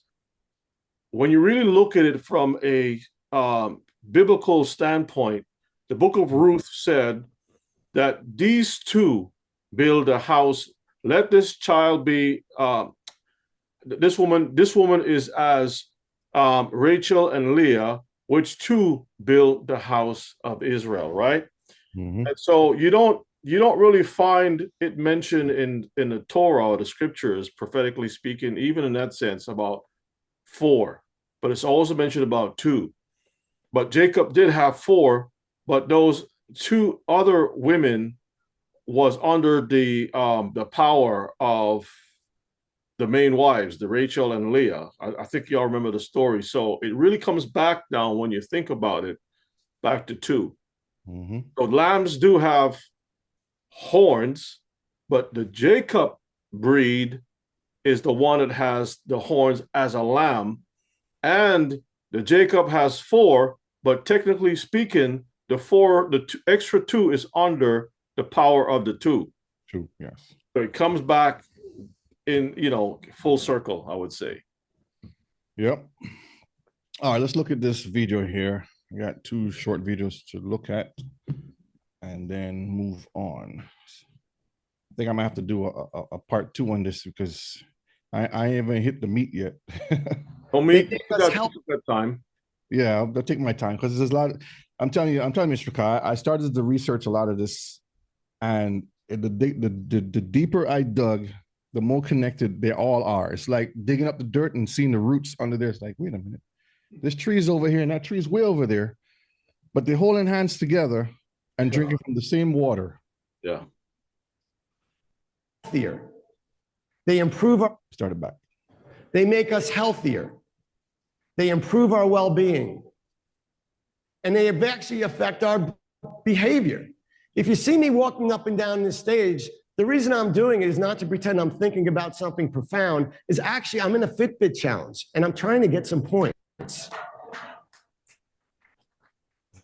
So wearable devices and smartphone apps actually change our behavior and they enable healthier lifestyles. In fact, already for a product that was relatively young, 1 out of 10 Americans are already wearing fitness activity trackers. Yep. See, so they condition you to get used to devices, and they would say it's for good causes. You know, check your blood pressure, help you maintain your weight, you know, keep track of certain things. But that is just to get you comfortable for what is to come. Okay. And by harnessing and sorting individual data, healthcare can be more personalized, democratized, and much more effective. Now, why would you say it could be more democratized? See, they just sneak certain things in there when they're saying to show you how they want to control everything down to the letter. And for just pennies, that brings technology to everyone, anywhere.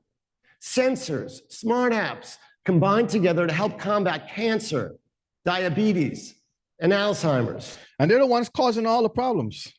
So they'll create all the mess and they come and say, we have a solution. They play the music and they dance it. Yes, Elder, they play the music and dance it. That's right. My mom got Alzheimer's. She suffered for 15 years before she passed. And in that time, let me tell you, she started not recognizing people. And I would have given anything for facial recognition technology, which would have helped her. Is that true? Would facial recognition software help a person with Alzheimer's? That's right, they're gonna still forget.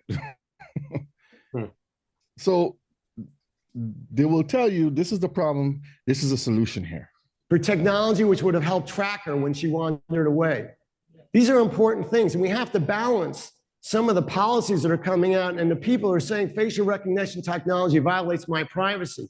We have to balance facial recognition, voice analysis, and other facial voice recognition technology, stress detectors, facial microchip technology. All these technologies are available and coming and getting better, and they're making the world safer. And of course, we have to balance them against privacy concerns. Let me ask you a question, Mr. Bakar, in the chat. All of y'all that are here tonight, and for those who will be watching later, do you sit down at home and think of ways like how these people actually think? Like he's talking about facial recognition and this and that. Do you sit down and think of how can I create these things? Is that part of your day? Do you lay on your bed at night and try to create these things in your head? No. This is just another thing that the devil has for his people doing. The crafty consideration, counsel, ways of thinking. Only evil continually is what they do. How to conquer and how to destroy. That's all these people ever do. Whether cars are going to be able to collect information on their temperature, whether their windshield wipers are moving, whether they just hit a pothole, even whether they hit a car accident, and they're going to be able to immediately share that information to the cars behind them. Be ready for the digital prison, Mr. Bakar. You think you're in prison now? Hey, I saw a commercial where they were showing you, I think it's the Bosch, one of those wipers, right? Uh-huh. The new technology that they have, the people that were behind the wheel driving, you know, in the rain and all that stuff, their eyes look like serpent's eyes. Saying that how the wipers allow them to see in the dark. That's occult saying right there. Yeah, to be able to see in the dark. Yeah, and you see the eyes were glowing like serpents. I have to check that one out. By avoiding accidents, skidding, all sorts of things. And first responders could come upon a car accident and immediately know the occupants in it, whether they're alive and what their health condition is. Does this violate privacy? Yes. No, this helps create information and save lives. It's very important. So we need to continue to pursue public policies and protect our safety and fundamental rights. Romans. It's always in the name of safety and health. Romans. Yeah. Oh yeah, they love that. Showing all these green I don't shoots of see. I don't innovation. see. Hold on. I don't see anyone from Nigeria standing there giving all of this lectures and stuff. It's always the same set of people that's bringing up all this safety and they'll show the pictures of our people or other nations, you know. To thrive. We need governments to let the marketplace work instead of trying to force fit old rules that hamper entrepreneurs and innovation, whether it's in healthcare, digital health, agriculture, communications, or even the ability to educate more broadly. The age of intelligence and data is totally going to allow us to improve lives on a... He says the age and intelligence of data. Let me put back a little bit. This is what he say. And data is totally going to allow us to improve lives on a scale that we have not seen before. On a scale that we have not seen before. So let me pull this aside a minute. Let's go back here a minute. Let me go back a few slides. And it says, such as was not since the beginning of the world. Okay, just remember that as we listen to some of these people's crazy creations that they have. Let's continue. The technologies you see on the CES show floor this week not only hold the promise of making our lives better, they hold the promise of making our world better for us, our children, and our children's children. We have a bright future in front of us. They make us healthy. All the lies that he's just spitting right in front of your face. Let's look at this other video here. Let's look at this other one right here. Ladies and gentlemen, please welcome the president and CEO of the... Fast forward a little bit. This is a fun. All right. Welcome to CES, the world's gathering place for all who thrive on the business of consumer technologies. This is our biggest ever event. What a footprint. 2.4 million net square feet of exhibit space. And as we saw already twice last night, keynotes that are going to blow your socks off. And you'll see innovation after innovation. You'll see self-driving cars, robotics, 3D printing, digital health and fitness devices, biometrics, and drones. You'll see advances in 4K Ultra HD, high-resolution audio, virtual and augmented reality, and of course, the connected home. It's all part of the consumer technology ecosystem. If it's part of it, you'll find it here. But what we're up against and what we deal with is old rules that impede innovation. That not only hurts innovators, but they block a safer world. So the old rules is the way how things used to be. So they're going to get rid of all of that stuff and have a new world without Torah and the ability to do whatever you want to do. Whatever your mind can fathom or think about, virtual reality will bring it to you. Okay? A world of competition and choice. Our job at CTA is to defend disruptive industries against burdensome rules and entrenched incumbents. So burdensome rules point to the rule that the Most High is given order and structure. They don't want order and structure, but they always want to compete. That's the Greco-Roman mind frame. Recently, we launched something called the Disruptive Innovation Council. That don't even sound right. They just launched the Disruptive, play it again. Called the Disruptive Innovation Council. Our challenge here is to ensure that new competitive industries can rise up and be created, because new entrants are important to our economy. They create jobs, they improve lives. And innovation, of course, changes everything. What you see as you walk through the entire CES floor is you see products that are solving real world problems. So that's what they're going to tell you. They're creating all these things to solve real world problems when they're the ones creating the real world problems. Yeah, that's what they're doing. All right, let's continue on here. So the beast will have the ability, Mishpachah, to see all and seem to be everywhere. So they have the you know how you would say the Most High is all knowing, all present. He can see everything. He's everywhere. This is what the beast is trying to be like, the Most High, okay? The devil wants to be everywhere. So they're going to power this ability through surveillance and artificial intelligence. Now, this is the guy, the other guy that we're going to see that President Trump partner with, okay? His name is Larry Ellison, predicts the rise of modern surveillance state where citizens will be on their best behavior. That's so crazy. Just like how China was given the example of, what's that called again? The social status system or whatever they have over there. This is what they're going to be patterning after. So don't think that there is an actual war between the countries itself. But these men sit at the table together and they hash out, I want you guys to practice, try this out. Okay, we can do this over here. We have the ability to do that. Yeah, citizens point systems. And based upon your score, how good you are, if you didn't violate anything or go against any laws or whatever it is, you get points. If you do, points are taken away, and it's a whole bunch of craziness.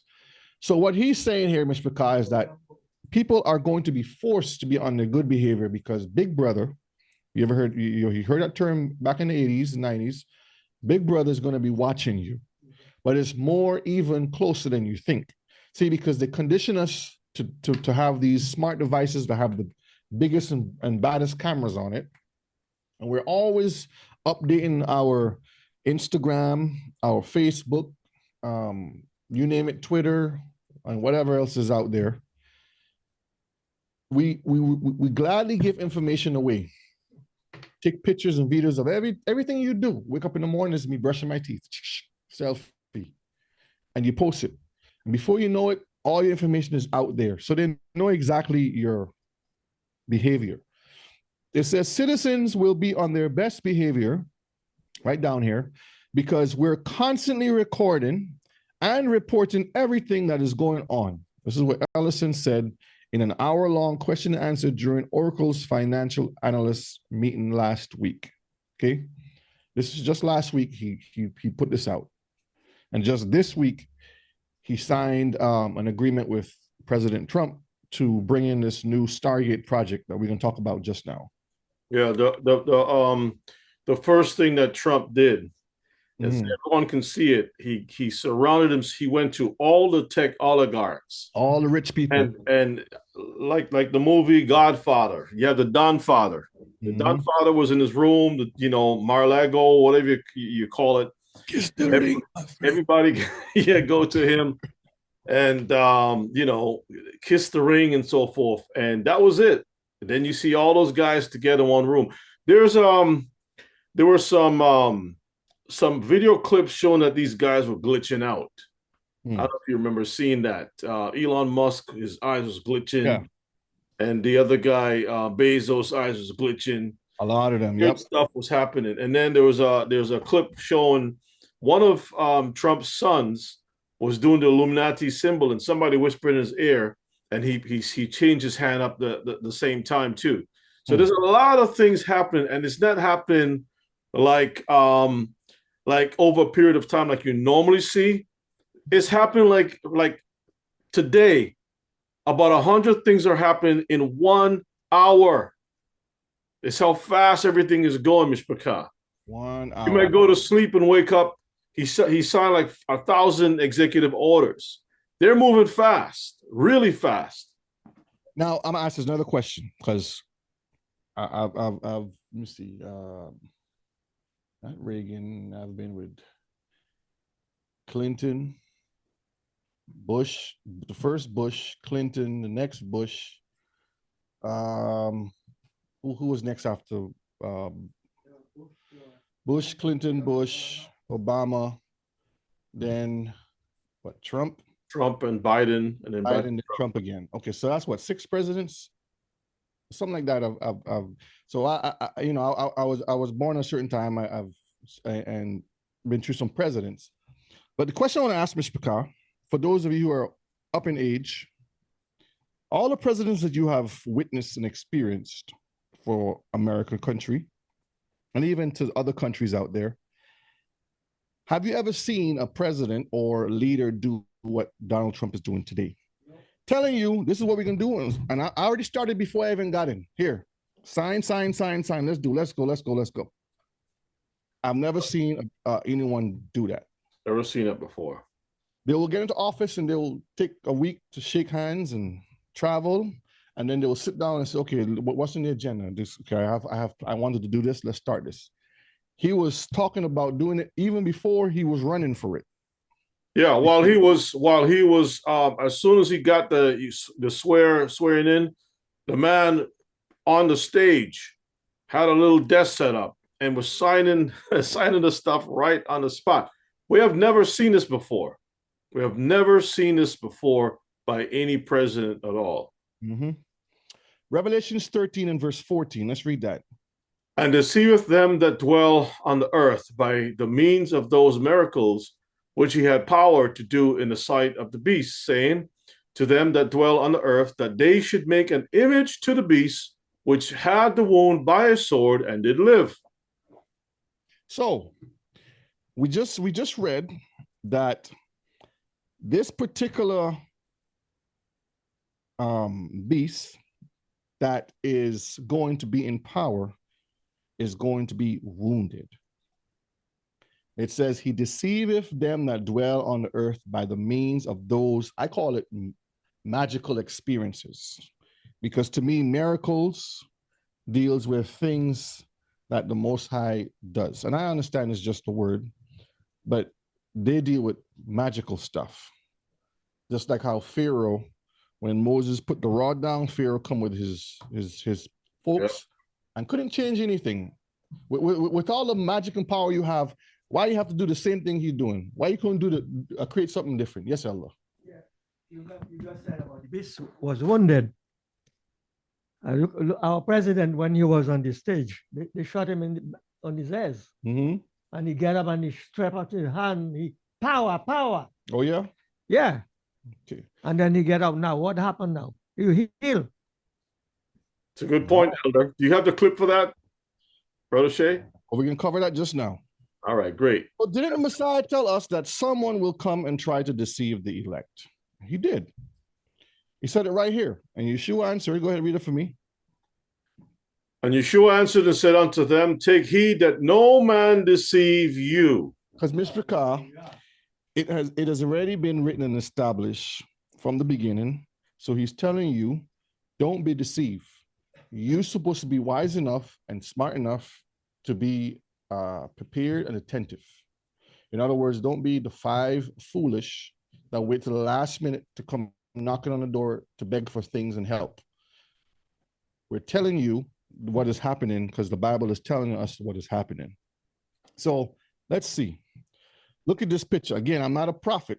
I'm just telling you what they say. And I'm going to play a video here in a minute to show you some other things. This guy here, you make an image.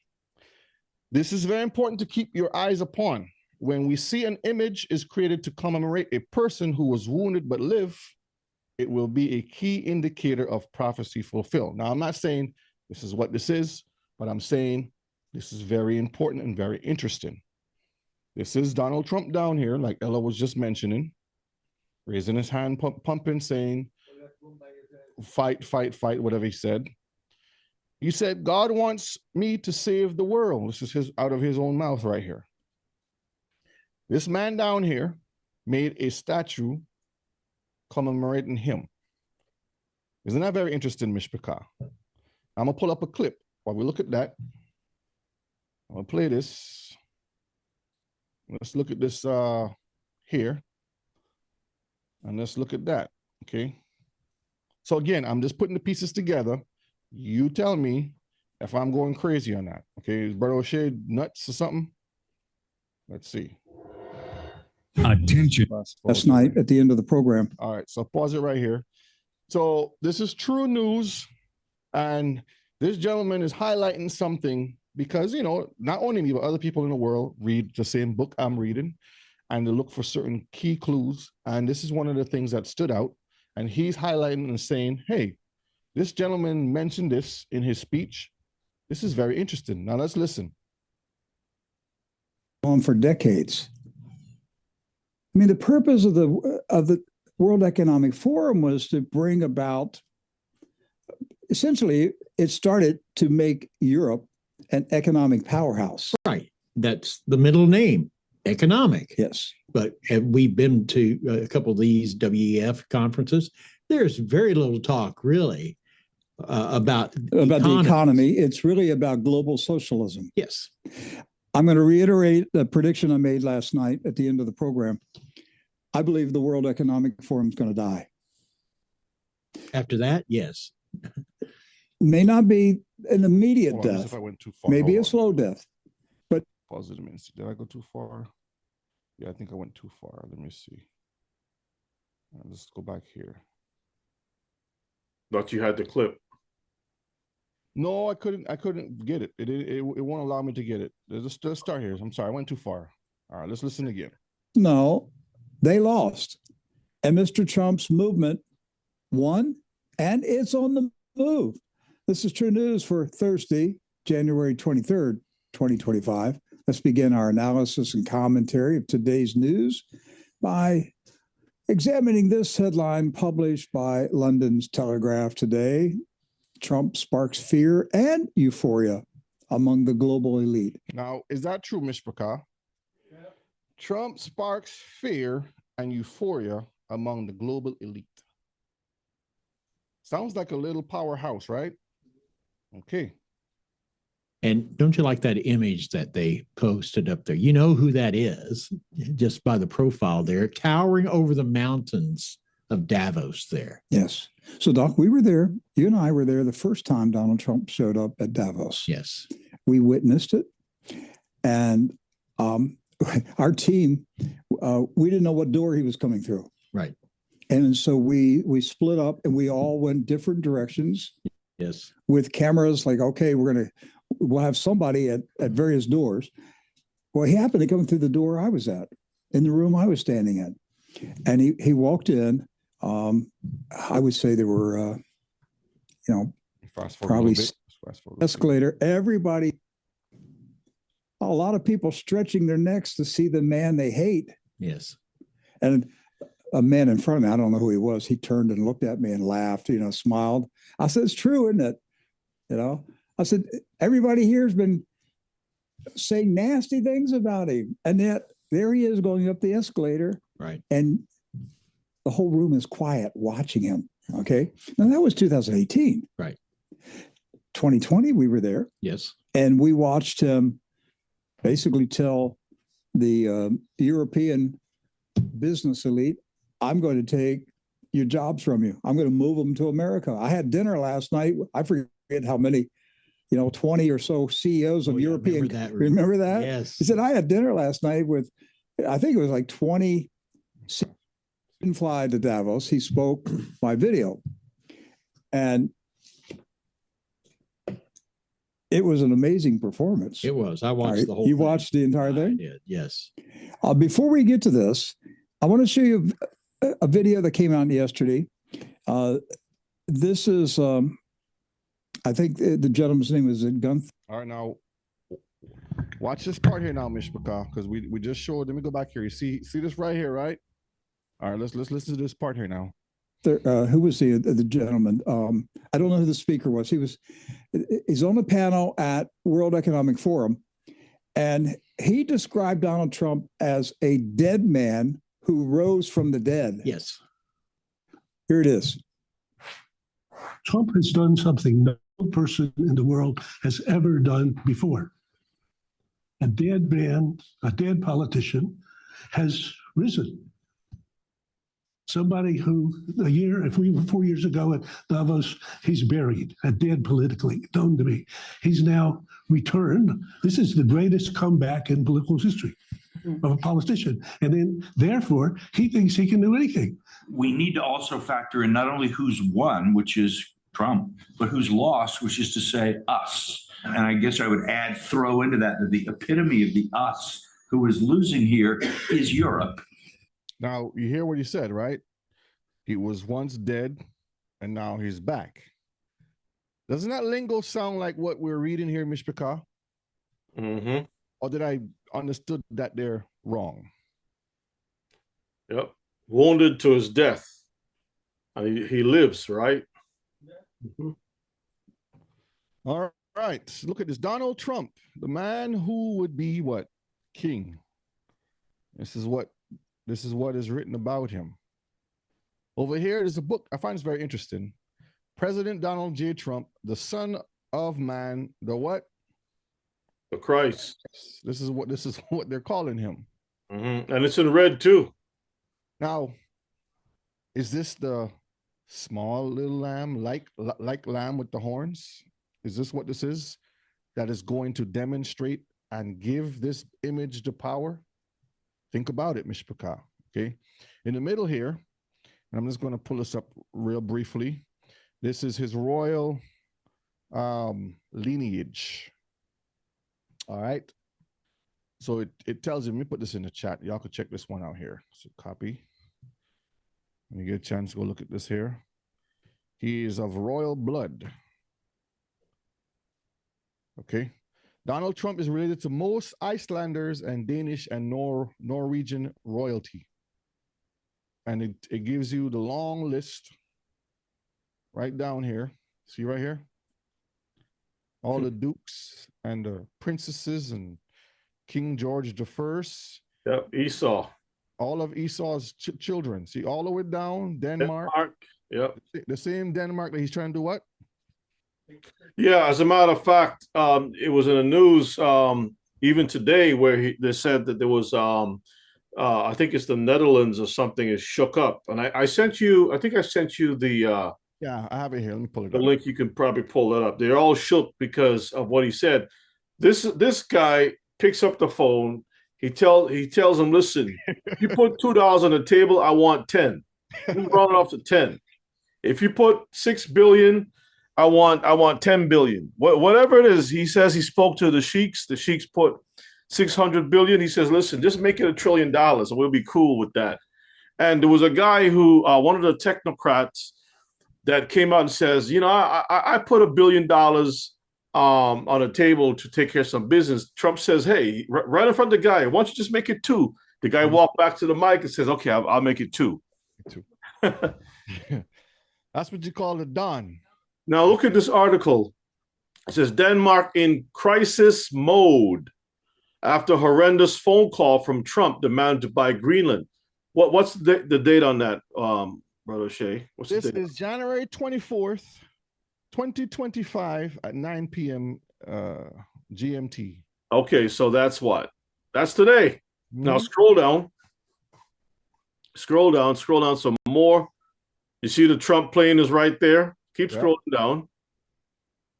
Look at that right there. Trump, I promise not to do this to Greenland.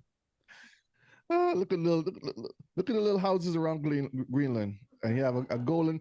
You know, have you ever played Monopoly? Any of y'all?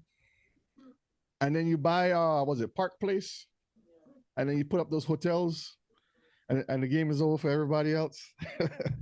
That's Trump. Okay. So Mishpachah, he comes on the scene with all his royalty and stuff, and he comes bold. And the European nations are afraid of him. Okay. They're calling him the Son of Man, the Christ. This is not Brother O'Shea's doing. I just do the research. I find it, I put it together, and I present it. Let's read Revelation chapter 13 and verses 15. And he had power to give life unto the image of the beast. So this person that we're seeing, let me go back a slide. This person right here on the screen, because when you go back some more, let me go back to make the connections again. Got to go all the way back here. We talk about the little lamb, all right, that came up. He looks like he's going to bring some peace. He has the government behind him, but he's speaking a lot of wickedness. He's exercising all of the power of the main beast that he's working for, and he's causing everyone to worship that image. But he was wounded, and his wound was healed, and he's doing great wonders which we'll start to see just now. And he's causing these men to do all these great wonders and stuff, preparing everything, that they should make an image of the beast which had a wound by a sword. So we move forward. They made an image of him here. And we see right here now, and he had power to give life onto the image of the beast. Continue. That the image of the beast should both speak and cause that as many as would not worship the image of the beast should be killed. So power is given, or power to give life and power to speak is driven and operated by artificial intelligence. This is what they're pushing. Innovation of technology and biometrics are pivotal to the functioning of this image right here. There's a lot of movies out there, Mr. Picard, that you have seen. There's a movie called Eagle Eye. I don't know if you have seen that. There's some other ones that I can't think off the top of my head, but it's all about the war machine. Esau was given the sword, and this is his new way of dealing with the other nations. All right, this project will not only support the reindustrialization of the United States, but also provide a strategic capability to protect the national security of America and its allies. So this is what they're going to push to you. They're going to say we need to have peace and safety, peace and safety. Remember when Bush was in power and they create that illusion of there was weapons of mass destruction and terrorists and all that stuff running around. And they said, how many Americans are willing to give up their peace and privacy and security and stuff in the name of what? Terror. And what's funny about it is terror has no name or face. Anything can be a terrorist. My dog could be a terrorist. The neighbor can be a terrorist. But they will label a terrorist to anyone who's going after or against their agenda. That's why they make it that way. So when they come out and say in the name of security and all these different things, it's always a lie, Mishpachah. And look at this symbol up here. This is the company called OpenAI. What does that look like right here? Compared to this one over here. Mm-hmm. See, it's the same demonic star. And what's funny is they have the four heads of that same beast that Daniel talked about and that Ezekiel talked about, that we see in Revelations that John the Revelator mentioned. So they know what they're doing. The first golden age of AI, which is made of what? Fun, games, and good works. Then there's an intermission. Some dark issues to deal with. This is where we are. Now, Mishpachah, this is what we call the second golden age of AI, potential transformation of the work, play, and society. So they're bringing this age in. That's why Trump was saying golden age, and we're going to see that. Let me see. Is this the article I want next? All right, let's look at this articles a minute here.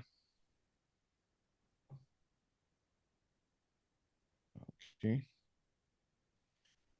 A brief history of, when it comes back on the screen. Okay, a brief history of AI with deep learning. And I just wanted to highlight, let me make this a little bit bigger. Let's see. This is what I want to make bigger. Okay, let's see. All right, right here. This is what I want to make bigger. So they show you the brief history of AI with deep learning, right? See this here right here? Back in the 40s, artificial neurons and how they was trying to sever stuff and to do the testing in the 50s, the birth of AI, because this guy is the one who coined the term artificial intelligence. Then you go down to the 60s here with these heathens here trying to split the neutrons and all kinds of different stuff. This was the first golden age. Then they call us the first dark age because they was having issues trying to figure out all the problems, work it out. And this around this time in Mishpachah was very interesting. I have some videos I'm gonna show you that you just shake your head. And you fast forward to the 80s, the second golden age, where they was doing all this mathematical stuff and doing all this testing and cloning and all kinds of stuff they were trying to do. And then you have the second dark age. And this is where the age of information was starting to boom. When you see CNN there, it's talking about social media booming, because now it's in a ability to be able to have 24/7, 24 hours news around the clock and everything. But before you didn't have that. When you see midnight, TV was off, stations were closed, it was snow on the television. 11 o'clock, Ema? Okay, 11 o'clock. And then you hear the anthem in the back, whatever they played, and it was time to go to bed. Now it's 24 hours lies and news that they bring out and try to lie to the people. Fast forward, you have the transformer age and the chat GPT and so forth. Okay, this is where we are today. So I wanted to share that first. Let me put this in the chat. Y'all can check it out. Right here. Let's go to this other one here. I found this very interesting. Let me put this in the chat too so y'all can check it out. Copy. This is a Jewish post. It says, how you pronounce that, Rebbe? Tikkun. Tikkun. The prophetic Jewish interfaith and secular. That just sounds all wrong already. How are you gonna have faith and then be secular without, you don't have nothing to do with the Most High? Voice to heal and transform the world. So that sounds all demonic altogether already. So they're showing you the spiritual challenge of AI, transhumanism, and the post-human world. And when you say post, that means what? In the past, the end of regular human civilization and the beginning of this spiritual challenge, meaning that they're trying to work out the kinks to bring in this age where man meets machine and the demons are in control. And they always have this dirty finger touching something. You see the dirty finger there? Yeah. So when you get a chance, read that. It has some good information in there. I didn't highlight anything in this one. I just wanted to show you that one. All right, let's move on because we got some videos to play.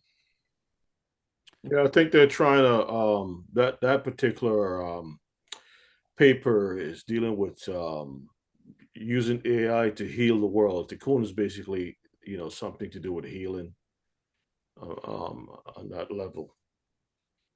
All right, the golden age for America begins. Over here is Trump. He just said this speech a couple of days ago. AI is a golden age and solving problems that were once in the realm of what? Sci-fi. And we understand science deals with what? Witchcraft. Mm-hmm.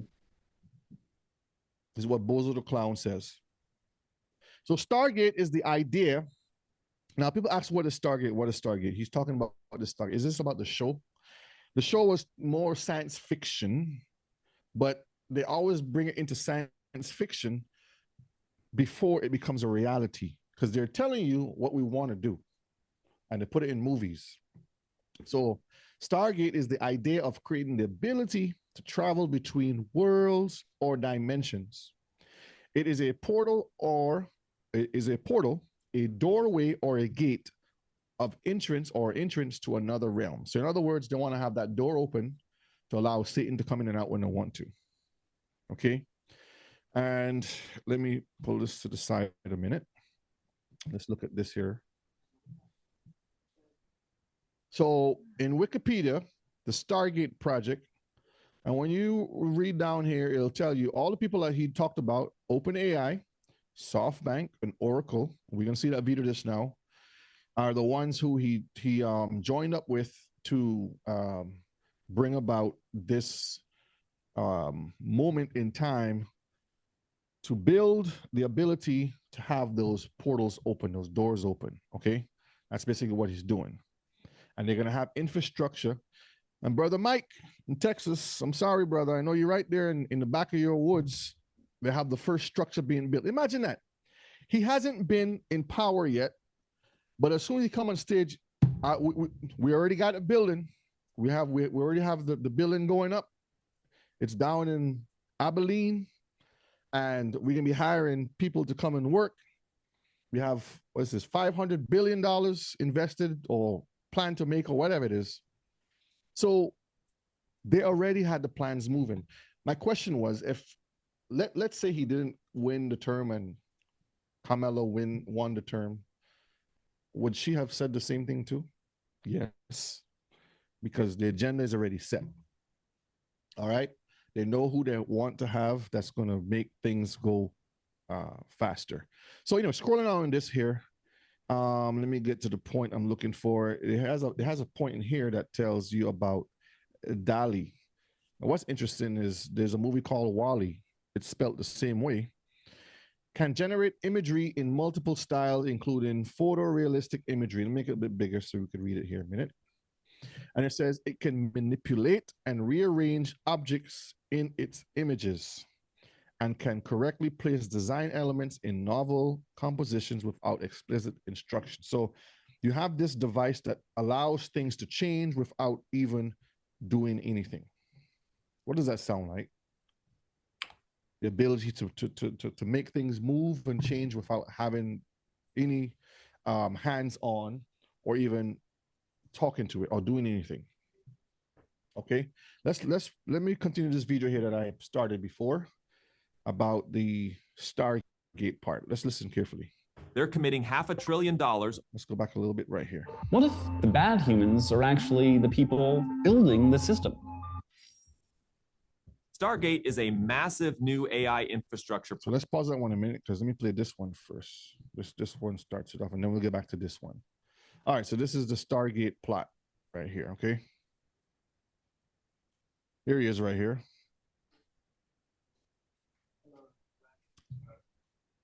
Thank you. Nice to see you. Some very familiar faces.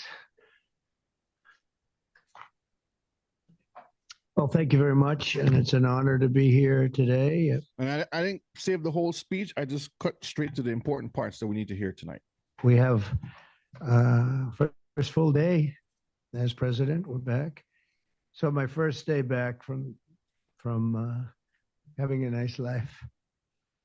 It's my honor to welcome three of the world's leading technology CEOs. And in the case of Larry Ellison, it's well beyond technology. It's sort of he seems kind of sleepy in this one, right? Usually Trump is always energetic and lively, but in this one, he just seems like he is opposite. That's how he is when he's doing business. There's a certain glee that he gets with that euphoria. Okay.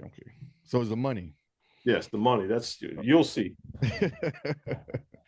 CEO of everything. He's an amazing man, an amazing business person. But to announce the largest AI infrastructure project by far in history, and it's all taking place right here in America. As you know, there's great competition for AI and other things, and they're coming in at the highest level. We're joined by Oracle Executive Chairman Larry Ellison. That's the one in the middle. That's the one who talked about being able to have surveillance, and we will be forced to be on our good behavior. There's one right here in the middle. Okay. SoftBank CEO, my friend Masa. A Japanese gentleman who is a tech giant, and he has deep pockets, and he's going to bring that interface, bring a face to the interface. Let's put it that way. Yoshi Son, and CEO of OpenAI, and I would say by far the leading expert. That's him right over here. That's Ottoman, or whatever his name is. He's the one that says AI is going to bring the end of the world. So on everything I read, Sam Altman. So that's great that you're coming in together. That's a massive group of talent and money. Together, these world-leading technology giants are announcing the formation of Stargate. So put that name down in your books. Put that name down in your books. So he's telling you. You know how to we'll say something quick and run over it?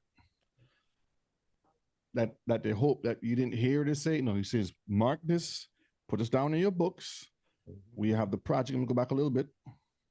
right here. Giants are announcing the formation of Stargate. So put that name down in your books because I think Eber, if I said that correct, in Tennessee, we shouldn't see any Hebrews in there. I would be upset if I see Hebrews in there. I'm glad there's no Hebrews involved in this, but I know there's some hobo Hebrews behind the scenes getting a paycheck, working with these guys too. There's always some people, just like the Greeks. The Hebrews are with the wash buckets and mops. Yeah. After 5 o'clock, moving around, emptying the trash and things of that nature. Mm-hmm. you're going to hear a lot about it. Thank you, Mr. President. We certainly couldn't do this without you. It would simply be impossible. So if Kamala was in power, what would he say? The same thing? AI holds incredible promise for all of us, for every American.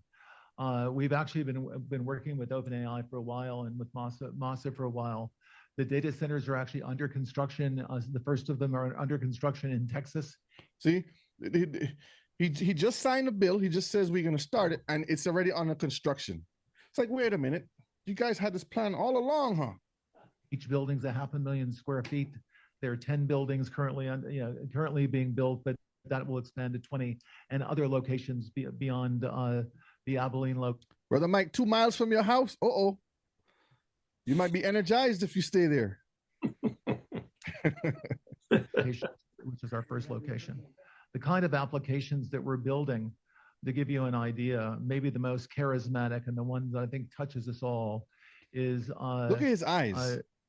Electronic health records, not just maintaining electronic health records, but by looking at electronic health records, understanding the condition of the doctors, better understanding the. So what he's saying here is, once this building goes up, they're going to have the ability to connect. This is why when the 5G and the 6G goes out, the ability to connect at an instant. They're trying to make everything to come up on the same network on an instant, meaning you don't have to wait for dial-up anymore.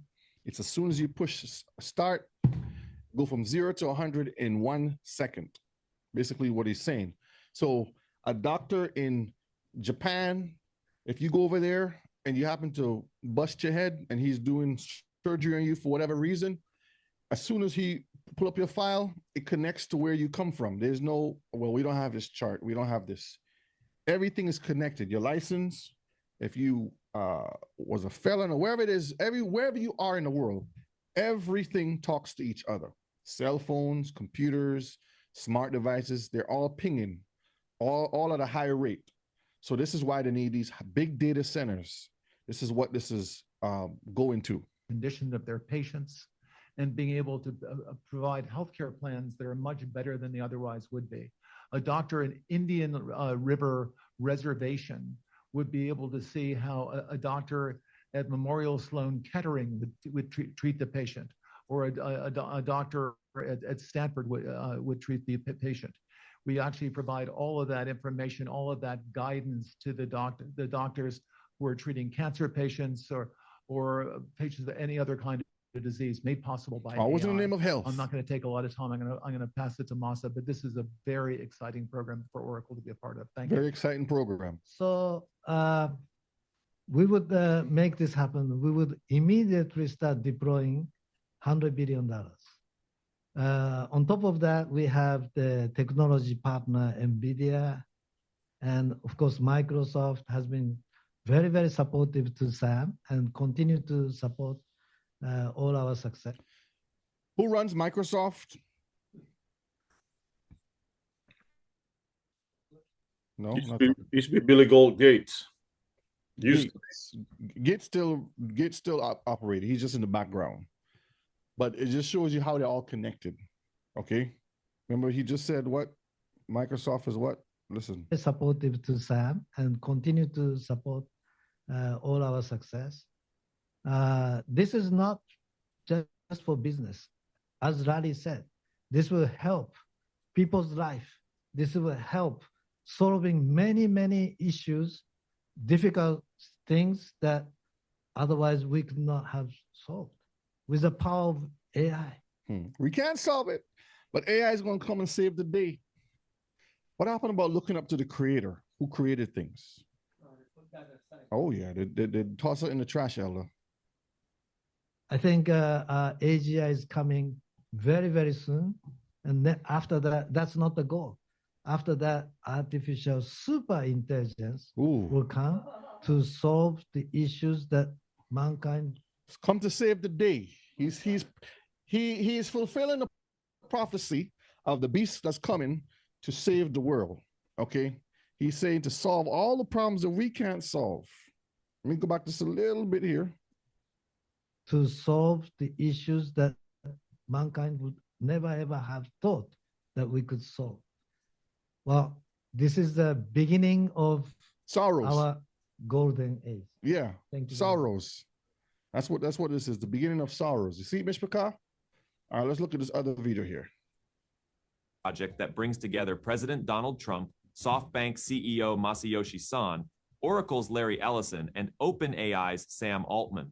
They're committing $500 billion over 4 years to build data centers, supercomputers, and the core tech needed to push AI to its next frontier. January 21st, 2025, President Trump held a press briefing at the White House, joined by Son, Ellison, and Altman, to announce a massive private sector investment aimed at building the largest AI infrastructure project in history by far, called Stargate. It kicks off with an initial $100 billion, with plans to grow to $500 billion over the next 4 years. The clear message: America is doubling down on AI to stay ahead in the global race, particularly against competitors like China. Now, why do we need so much infrastructure for AI? Well, these advanced models like ChatGPT or any giant language model require insane amounts of computing power. That means data centers, specialized chips, huge water resources for cooling, and tons of electricity. Sam Altman has been pushing for expanded AI infrastructure for a while, claiming the US risks losing its edge if it doesn't ramp up capacity. By bringing Oracle, SoftBank, and others on board, Stargate aims to build new facilities across the country, starting in Texas. Ellison says they already have about 10 data centers under construction there. Not one, but 10. These people are moving at high speeds, Mishpachah. Including a massive 1 million square foot facility, crucial AI tech, which influences everything from healthcare and finance to military capability. See, they should put military at the top. See how to put healthcare big and bold first to kind of make you feel like you're going to be helped? No, military is what is the main. Esau loves military. He loves his military might. That's the focus there. Then comes the money. Okay. In fact, Sam Altman mentioned that advanced AI might soon help cure diseases at an unprecedented rate. Altman also thinks it's essential for the US to produce advanced chips on its own soil instead of depending on foreign factories. Masayoshi Son is Stargate's chairman, while Oracle, NVIDIA, ARM, Microsoft, and MGX are also big partners. There's a lot of companies that make a lot of those video games. And, growing up, you see these companies on the games, you know where your money was going to. Supporting these people to bring about these systems.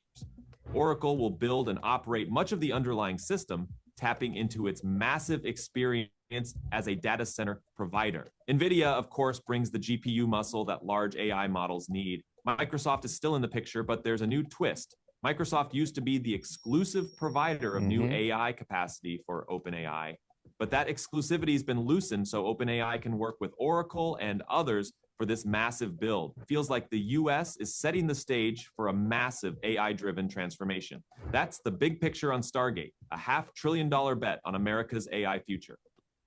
So you heard it, Mishpachah, you heard it. Yeah, you heard it. Okay, let's go back here. We got some slides to cover. I'm not going to rush anything because I have some good stuff to present, and I want to make sure we all can get it good. Brother Shea, I sent you a link to an article that I think helps to connect the dots with where this is going today. Because remember, we talked about this thing, this Stargate as being a health for the benefit of people's health, right? But Mishpachah, just for the record, this stuff didn't start yesterday. It's been in the works for a while under Clinton.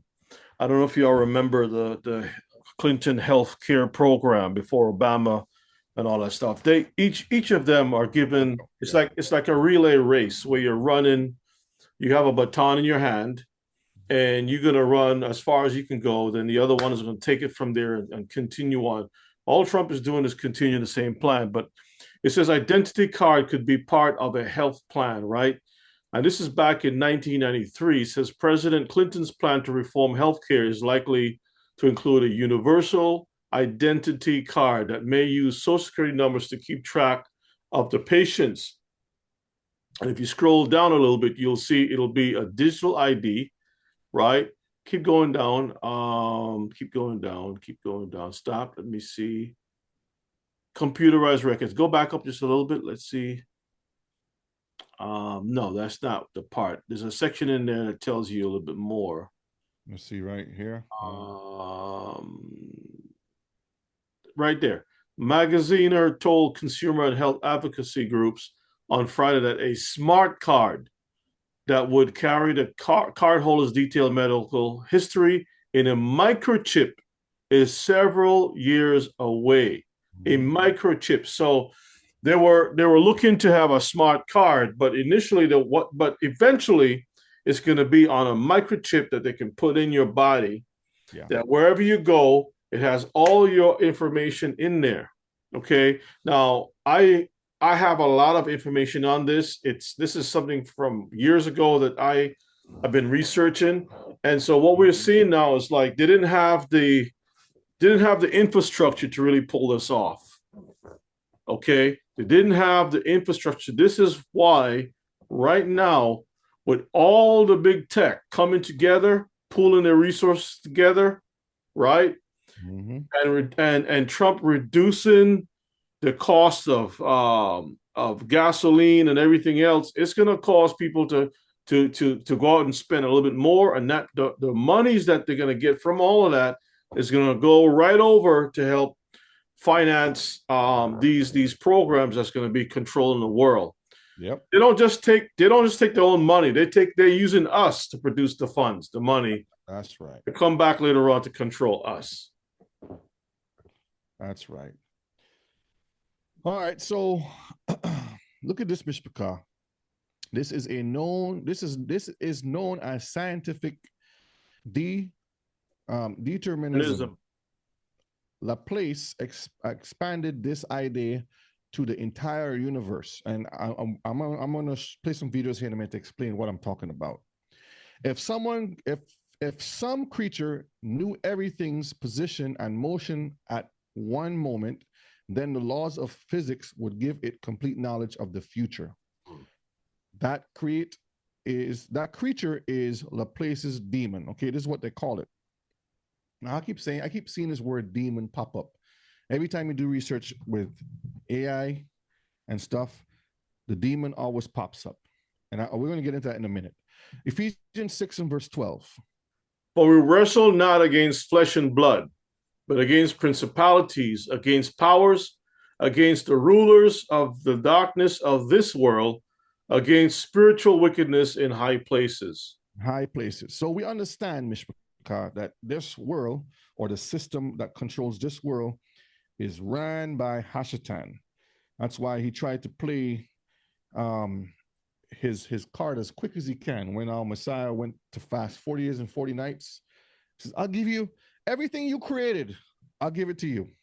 Like if the man was retarded or something. So what are you talking about? It is written, man should not live by bread alone. Told him all the time. All right, so what is the difference between a demon and a demon? Remember you had that thing, Rebbe, that in the email, it keeps telling you that like return to sender, it will tell you it's a demand. Damien, they pronounce it a little different, but it actually means the same thing. Let me see if I can find that. Read this right here for me. The essential difference between a daemon and a demon is that a daemon is any spirit, good or bad, including the spirit of a living human, while a demon is exclusively a bad spirit. Now, this is the basis of what they're focusing on. It's the same thing. Yes, same thing. Good witch, bad witch. You're a witch. There's no difference in it. So let's look at some things here, and then I'm gonna play a video. Let me pull up these. Is the one I want? Yes. Okay. So this is the link here. I'm gonna post it in the chat. Copy. Let's put it in the chat so y'all can have it. And let me pull this up. I have it here. All right. So make this bigger. You can read that good, or is it too small? Right there should be. Make it just a little tad bigger. One more. There, up. Open it up. Now you're gonna have to back it up just one click. Right. All right, I'll take it from there. Okay. So just read the topic and then the highlighted parts. What scientific term or concept ought to be more widely known? Us back in 2017. All right, so the highlighted part says, so why? Actually read the first paragraph first, and then we'll start reading the highlighted parts. I'm sorry. Okay, So Carl Sagan spoke too soon when he spoke about demons. Modern science, he told his numerous followers, banished witches, demons, and other such creatures from this world. Simply spread flour on the floor and check for suspicious footprints. We saw the example with Daniel, right? When Daniel. Yes. Okay, the ashes stuff. Okay. Yeah. This kind of reasoning he claimed in the demon-haunted world characterizes sound scientific thinking. Okay. So why is Maxwell's demon still on the front lines of science? Now pause a minute. Mm-hmm. Maxwell's demon, and I'm going to play a video after we finish read this here, is the basis of all of the AI technology. Okay. And when I did the research, I understood what Elon Musk was saying. Artificial intelligence, they're summoning a demon. When he said that, remember we played that video many times, and I had it on repeat. Yep. It's a literal demon, and I'm going to show you what they are talking about. Continue reading. Since he was first conjured in 1874, that's when you call up a spirit. So 1874, Mishpika, we in 2024. Somebody tell me how many years that is in the chat. Continue. Okay, modern day inquisitors have valiantly chased after him with math and physics instead of holy water. So they're using the math and physics as a cover-up to try to find this door to bring in this demon. Continue. But rather than going the way of the phlogiston, I hope I pronounce it correctly, phlogiston and ether, he has emerged unscathed and is now a fixture in standard physics textbooks. So this demon is still around, and he's in the standard physical textbooks of these physics textbooks, okay? He said 250 years. That's how long they've been trying to let this demon out. Yeah, it's called phlogiston and ether, okay. Lest you think he is real, let me tell you he is not. But a demon, he is in spades. He sorts, and sorting is at the origin of sorcery. So they're trying to hide and cover it up. Let's continue. The Gentiles, Mishpachah, tell you. He was named after the Scottish scientist James Clerk Maxwell, known for his theory in electromagnetism by his colleague William Thomson, aka Lord Kelvin. And I was just to wonder why these people always trying to study and have projects and always trying to shock stuff and bring stuff alive. And like, who thinks about that? You go out there, you want to plant a garden, you want to enjoy life, you want to eat food and, you know, conversate with someone. But who sits around in the dark and thinks about electromagnetism and how this photon comes from here and how to split it? Continue. Edom loves that kind of stuff. Almost immediately after his public debut, he was exorcised Sightings of his demonic activity were brushed away as statistically anomalies or significantly tiny. No need to worry, we were told. So they're like, don't worry about it. Nothing to see here. Keep it moving. Even though he was demon possessed and we had to call an exorcist on him, don't worry about him. Continue. But science can and often does turn imaginary beings into real things. Okay, Mishpaka. So the monster under the bed is coming out. Continue. Maxwell Demon is a case in point. Since he was first conjured, scientists have tried to bring him to life, repurposing twisted metal, ratchets and gears, molecules, enzymes and cells, and even electronics and software. So they're trying to bring a demon out, Mishpaka. Using software. That's all this whole artificial intelligence is about. I've been saying it's false or fake knowledge. It's demonic information that these fallen angels are whispering in these heathens' ears. And all they're doing is bringing out this demon. Continue. All right, so the next highlighted part says artificial intelligence is another technology with a connection to Maxwell's being. This is why he said we are summoning a demon when you're using AI. This is what he was talking about. Okay, continue. Maxwell's demon is neither the first nor the last. But he is certainly the most well-known of all science demons. So there are other demons. And what's interesting is there's books on this that I'm going to show you a cover of one of the books that I covered and copied and put there. You'll see shortly. It says one of the demons. Go ahead. Descartes' demon preceded him by more than 2 centuries. Like a master illusionist who can take over your sense of reality by throwing a cloak over your head, this genie can intercept your sense impressions and take over from there. He remains the patron saint of virtual reality. Yes. So think about all those things. This is a lot to unpack. And there's more to it. Okay. But you have all of these mad scientists that have demons attached to them. And every little bit that they get, because it's like a lot of power. You ever watch those movies where they say, if you touch this thing, it's too powerful for you, you're going to die or whatever it is. Yeah. So with their little moment of fame and living, and a lot of these people die early, like 30s and 40s year old. They never live old enough because the demonic information that's in them don't get too far. All right, continue reading. This is another guy. So we just saw Descartes' demon. Now we're going to see Laplace's demon. Go ahead. Laplace's demon comes next.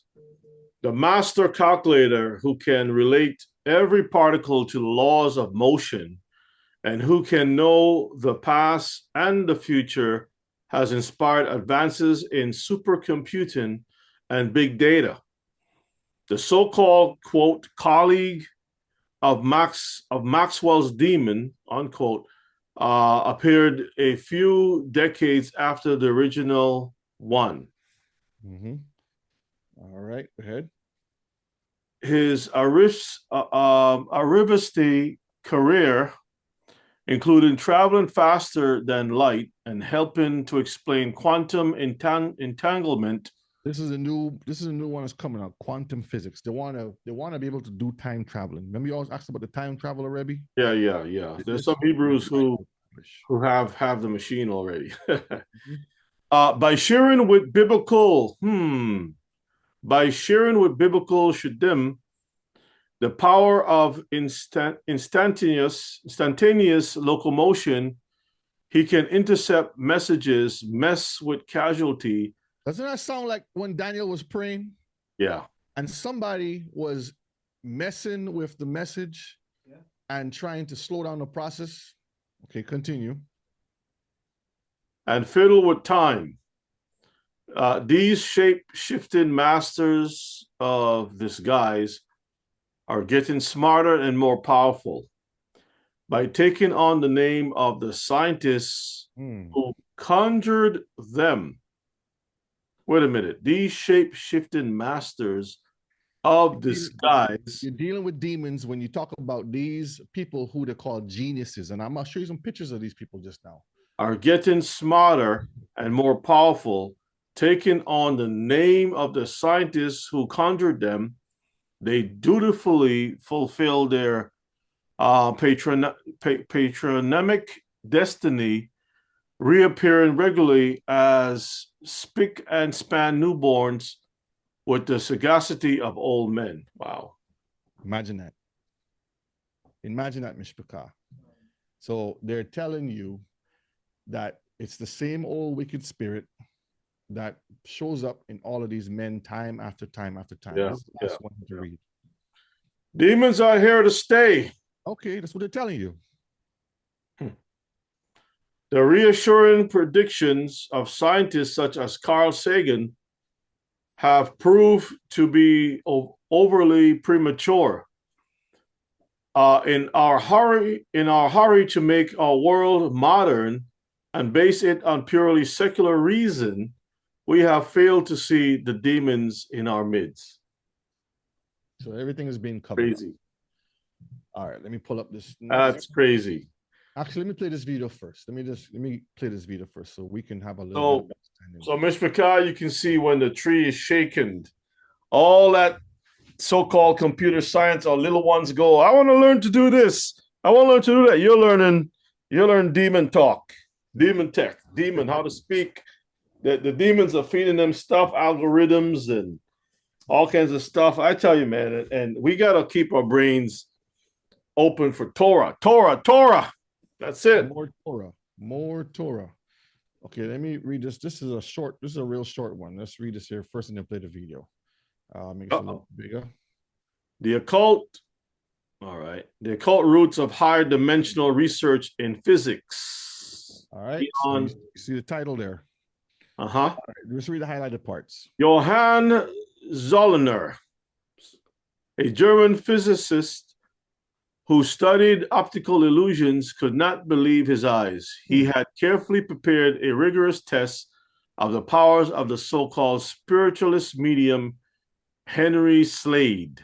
You go into it, you see so much more.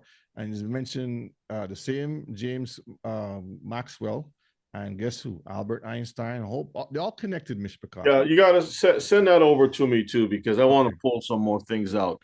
We kind of set things up some years ago with the demon side of technology, and every time you shake that tree, I tell you, more stuff fall out. That's that one. Yeah. All right, go ahead and finish reading. All right, a more immediate antecedent to Zollner's. And you know what? That name Zollner sounds like something you see in the Avengers with the Red Skull, and the little dude that he found himself. Now his spirit is in the computers. Yeah. Zollner's hypothesis is found in the unseen universe. Huh. Now this is a book. When you get a chance, Google it and you can look and it'll tell you. This is an occultic book, but this was written by this guy here, and this guy was a pastor too, James Clerk Maxwell. All right, and we're gonna watch this video about him in a minute. We'll go ahead and finish reading. Unseen Universe. A popular book published anonymously in 1875. Ooh. And later revealed to have been co-authored by the Scottish mathematical physicists Balfour Stewart and Peter Guthrie Tate, a lifelong friend of Maxwell. All buddies. Mm-hmm. The treatise speculates about links between scientific concepts such as conservation of energy and spiritual questions such as the persistence of life after death. In one brief passage, it connects the fourth dimension with an unseen realm. Yes. And dimensions, we understand that. Okay, we have a little bit more to read here and we go to the video. Perhaps then the world of the spirit, including all the manner of psychic occurrences, had a perfectly natural explanation in a hitherto unexplored dimension. Goaded by the widespread interest in spiritualism at the time, Zollner delved into connections between higher dimensions and the occult with greater gusto than anyone prior to him had declared. So he's supposed to be learning about science stuff, but really and truly it's occultism, all these higher dimensions. Continue. Delved into connections. Okay. It was high time, he concluded, for the study of four-dimensional phenomena to be part of science. So taking the occult world, the fourth dimension, and make it part of science. Certain fringe groups, such as a Theosophical Society of the Society for Psychical Research, co-founded by Stewart, applauded this thesis and began to promote the concept of the fourth dimension as a spiritual realm in their writings. So what they're doing now is they're taking this stuff delve into.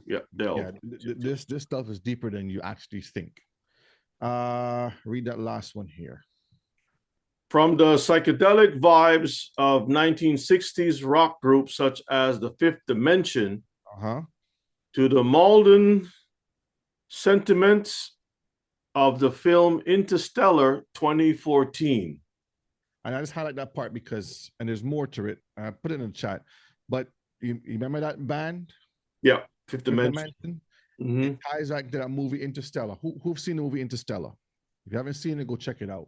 Even that group, I forgot the name of the black group, always got a bunch of pyramids and all kinds of stuff. All that occultic stuff. You also know what I'm talking about. Yeah. With the funk music and all kind of Earth, Wind, and Fire. Yeah, that's it. If Yeah, you look at the lyrics of Earth, Wind, and Fire, those guys was tapping into the supernatural, the occult stuff. The third and fourth dimensions. Yeah. All right, let's play this video. Everybody's waiting for this video here.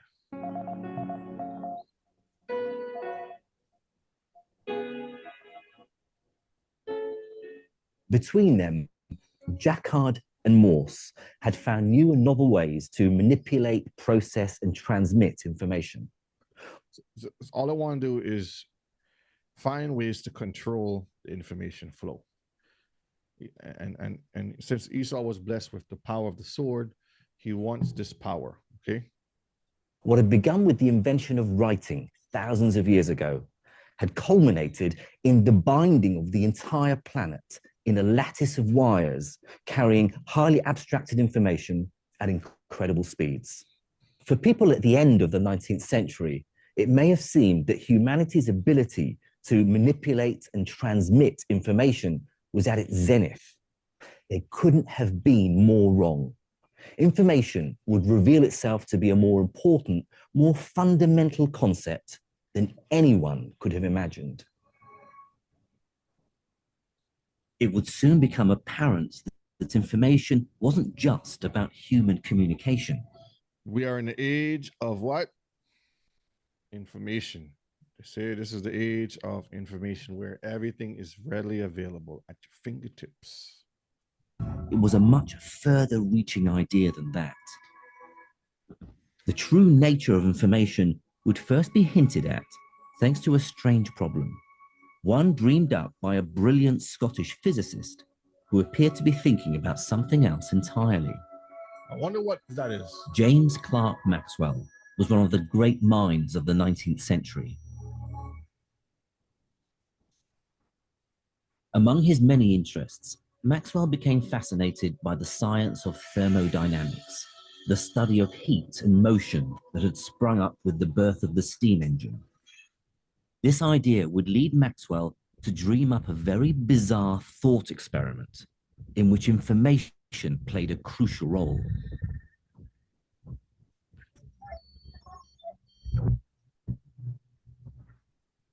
Maxwell theorized that simply by knowing what's going on inside a box full of air, it would be possible to make one. I think somebody to take Maxwell outside and give him a good couple of slap and have him do something better with his life. Because who wants to do this kind of stuff? We'll go back a little bit. Full of air, it would be possible to make one half hotter and the other half colder. Think of it like building an oven next to a fridge without using any energy. Now, let me ask you a question, Mr. Paka, because I've experienced this. When you have something hot and something cold that comes together, what happens?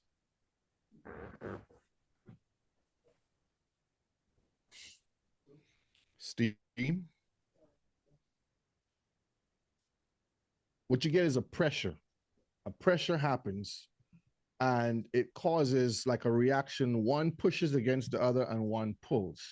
So, for example, when a hurricane is designed, because they design hurricanes today, you heat the water up and you cool the air. Same thing with tornadoes. Basically, you can get an explosion in the form of atoms, okay? So let's see what they're doing. So they're basically creating explosion. An explosion by heating up molecules on one side and slowing down molecules on another side.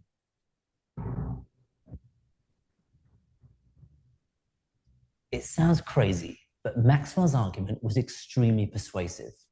It goes like this. Imagine a small demon perched on top of the box who has such excellent eyesight that he can observe I ain't making this up, Mr. McCall. Let me go back a little bit.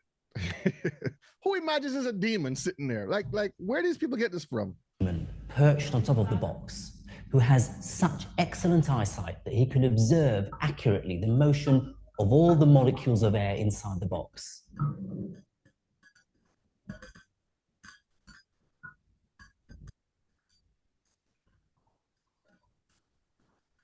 Now, crucially, he's in control of a partition that divides the box into two halves. Every time he sees a fast-moving molecule approaching the partition from the right-hand side, he opens it up, allowing it through to the left. The door is and open. Every time he sees a slow-moving molecule approaching the partition from the left, he opens it up, allowing the molecule through to the right. This is Stargate in a small control sense, on a small scale. So when they talk about they want to have Stargate, this is what they're referring to here, okay? So if for those of you who don't understand what we're talking about here, this technology is driven by demon information, allowing and opening a portal to allow information in and out. And this is a small way that started back in 18, whatever it was, 50 something. And they're still trying today to do it on a big scale now with a lot of energy. This is why they have to build those big facilities to have this, a lot of power to open this door at a big rate. Okay? Maxwell's demon seemed to say that just by having information about the molecules, you could create order from disorder. This idea flew in the face of 19th century thinking.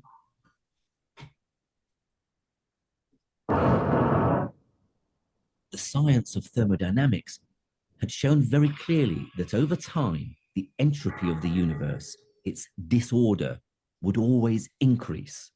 Things were destined to fall apart. Because Esau is in charge, that's why. But the demon seemed to suggest that you could put things back together without using any energy at all. Just by using information, you could create order. Mr. Picard, this goes back to the Garden of Eden. When the serpent whispered in Eve and says, "Well, you will be like gods, knowing good and evil."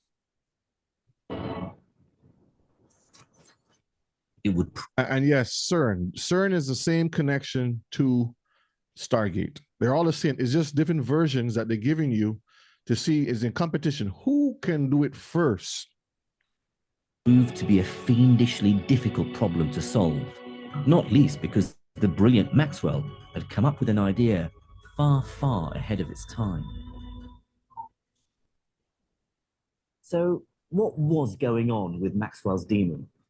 It may sound far-fetched and fanciful, but imagine the possibilities if we could build a machine in the real world that could mimic the actions of the demon.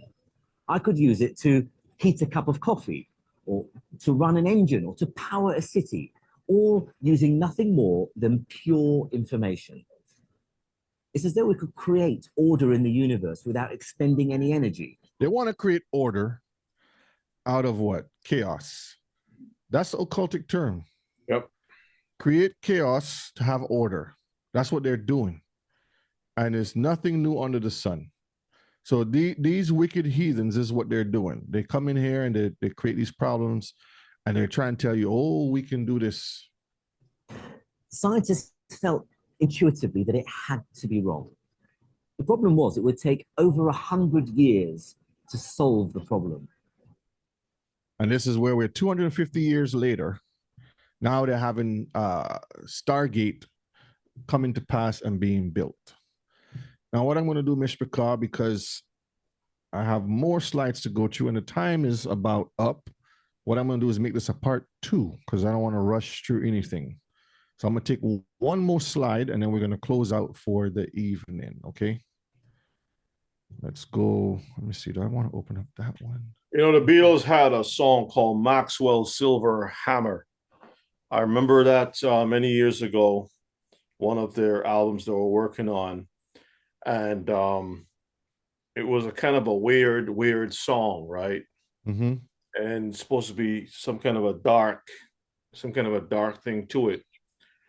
I think at the time the Beatles were dealing with a lot of Indian influences, Yeah. you know what I mean, occult New Age stuff that was coming into their stuff, and they were a vessel to kind of start the whole psychedelic hippie movement and whatnot. So yeah, that whole thing is satanic to the core. Yeah. Satanic. Look at this picture here. Remember that chart you did, you showed Rebbe with, I forgot what it's called, the one with Solomon, whatever it is, and you have all these things going up and down the spine or whatever it is. Oh, you're talking about this right here. This right here. Yes. That is found with the yogis and all of that stuff. You know, with the chakras. Yes, thank you. Chakras. I was trying to remember. Yep. See, he's thinking about the chakras. The demon, which is transformed into a what? Artificial intelligent robot. Yeah. In his mind, he's thinking about the chakras. The Ashkenaz call it the tree of life. Yeah, that's what it is there. Yes, tree of life. Mm-hmm. Kabbalah magic, that's correct. And you see the surveillance over here and the heat and different things. This is research summon AI-powered Maxwell's demon to find strategies to optimize quantum devices. So they call us demon to help them solve the problem. I put this in, I think I put this in the chat already. But I just wanted to show you that everything is connected. Let's go to the last slide for the night and then we'll wrap it up. So right here, Maxwell's demon is an imaginary creature that the mathematician James Clerk Maxwell created to contradict the second law of thermodynamics. Supposed to have a box filled with a gas at some temperature. This means at the average speed of molecules in certain amount, depending on the temperature. Same thing the guy explained and showed. And you can see it's right, this little demon right here. Yep. And the demon have like chicken feet or eagle's feet or something with the wings. Look like bat wings. Mm-hmm. In the thought experiment, a demon controls a door between two chambers containing gas. As individuals' gas molecules approach the door, the demon quickly opens and closes the door. So that's what I'm saying. This is what the Stargate project is about. We're going to get into it some more, most high will, next Friday night, where we can cover a lot more things. So let me just go back to the front. We see all of these wicked things, Mishpachah, that is coming to pass. Again, This is preparing for the image of the beast. And that image is being set up by this presidency, whom is given some power and authority, and whom the other nations are afraid of. We are in the age of the beast, and the question is who is like and who is able to. So I hope tonight we got to a taste of understanding to see the time that we're living in. Do not take this artificial intelligence stuff as something good. We are still living around it, and we still use some of it every day, but just remember who you are and where we're going. And don't be caught up with all the fancy technology. No Hebrew should have no smart house where you have demons talking to you. Good morning, Hebrew. You want your coffee warm? We shouldn't have none of that, Mishpachah. Yep, that's a ghost. That's a ghost in the machine. All right, Rebbe, any last words? Yeah, well, not last words per se, but final thoughts on this subject. Yeah, I would say that go back and look at many of the things that surrounded Trump, right? He's doing some things that we all agree with, like shutting down the sodomite foolishness, the three gender nonsense, and many other things too. But all of that is just part of the program, the bait and switch. He has to give the people certain things in order for him to get the greater goal, which is, as you said, pull this beast thing together. But if you go back to some of when the conventions, you remember that he had there was a Indian woman who was praying to some demon, right? Mm-hmm. And nobody said anything about it. It was like it was just accepted. So Mishpachah, keep your eyes open and teach your children well. If you have little ones, teach them, let them be aware and do the research. I think we have enough information that you can go back and you can actually glean some more from it and have better understanding. So we look forward to the part 2 or 3 or 4 or whatever this brother Shay got going on. Let's see. For next time, are you going to be okay? So you're going to bring the stuff up next Friday night, right? Correct. Yeah, I have some of those. Kifa put some videos there. I have some of those to cover too. It's just a lot of information, and I don't want to rush anything. Right, and you never should anyway. So, thank you all, Mishpachah, for being here, and I hope you continue to study with us as we go through these last days. Hallelujah. Hallelujah. Elder? Yeah, all praises to the Most High. All praises. I sit down, listen, family, to this wonderful teaching tonight. I just want to say before I pray, the enemy came down here when the Heavenly Father sent him down, come down like lightning. He didn't come alone. He come with a legion and all working with him. All like today. So don't be surprised. All we have to do is to live our life. They're doing theirs, do our part. That's right. We'll be all right. All praises. Hallelujah. Let us pray. Almighty Father in heaven, we are grateful and thankful unto you, dear Father, for your love and kindness. We thank you again, Father, for your words from our teachers, our teacher, Brother Oshe. And also we pray that thou may bless him, give him the strength and the courage that the part 2 that is coming, Father, will be even more excited. Bless him, give him a good night rest, and also Brother Yona, dismiss us with your blessing, because we give you thanks and praise, because we ask it through your Son Yeshua, we pray. Amen. Amen. Let the words of our mouth, meditation of our hearts, be acceptable in your sight. Oh, yeah, our strength and our Redeemer. Mishpachah, y'all stay warm out there until later. Shalom. Shalom, family. Shalom, shalom.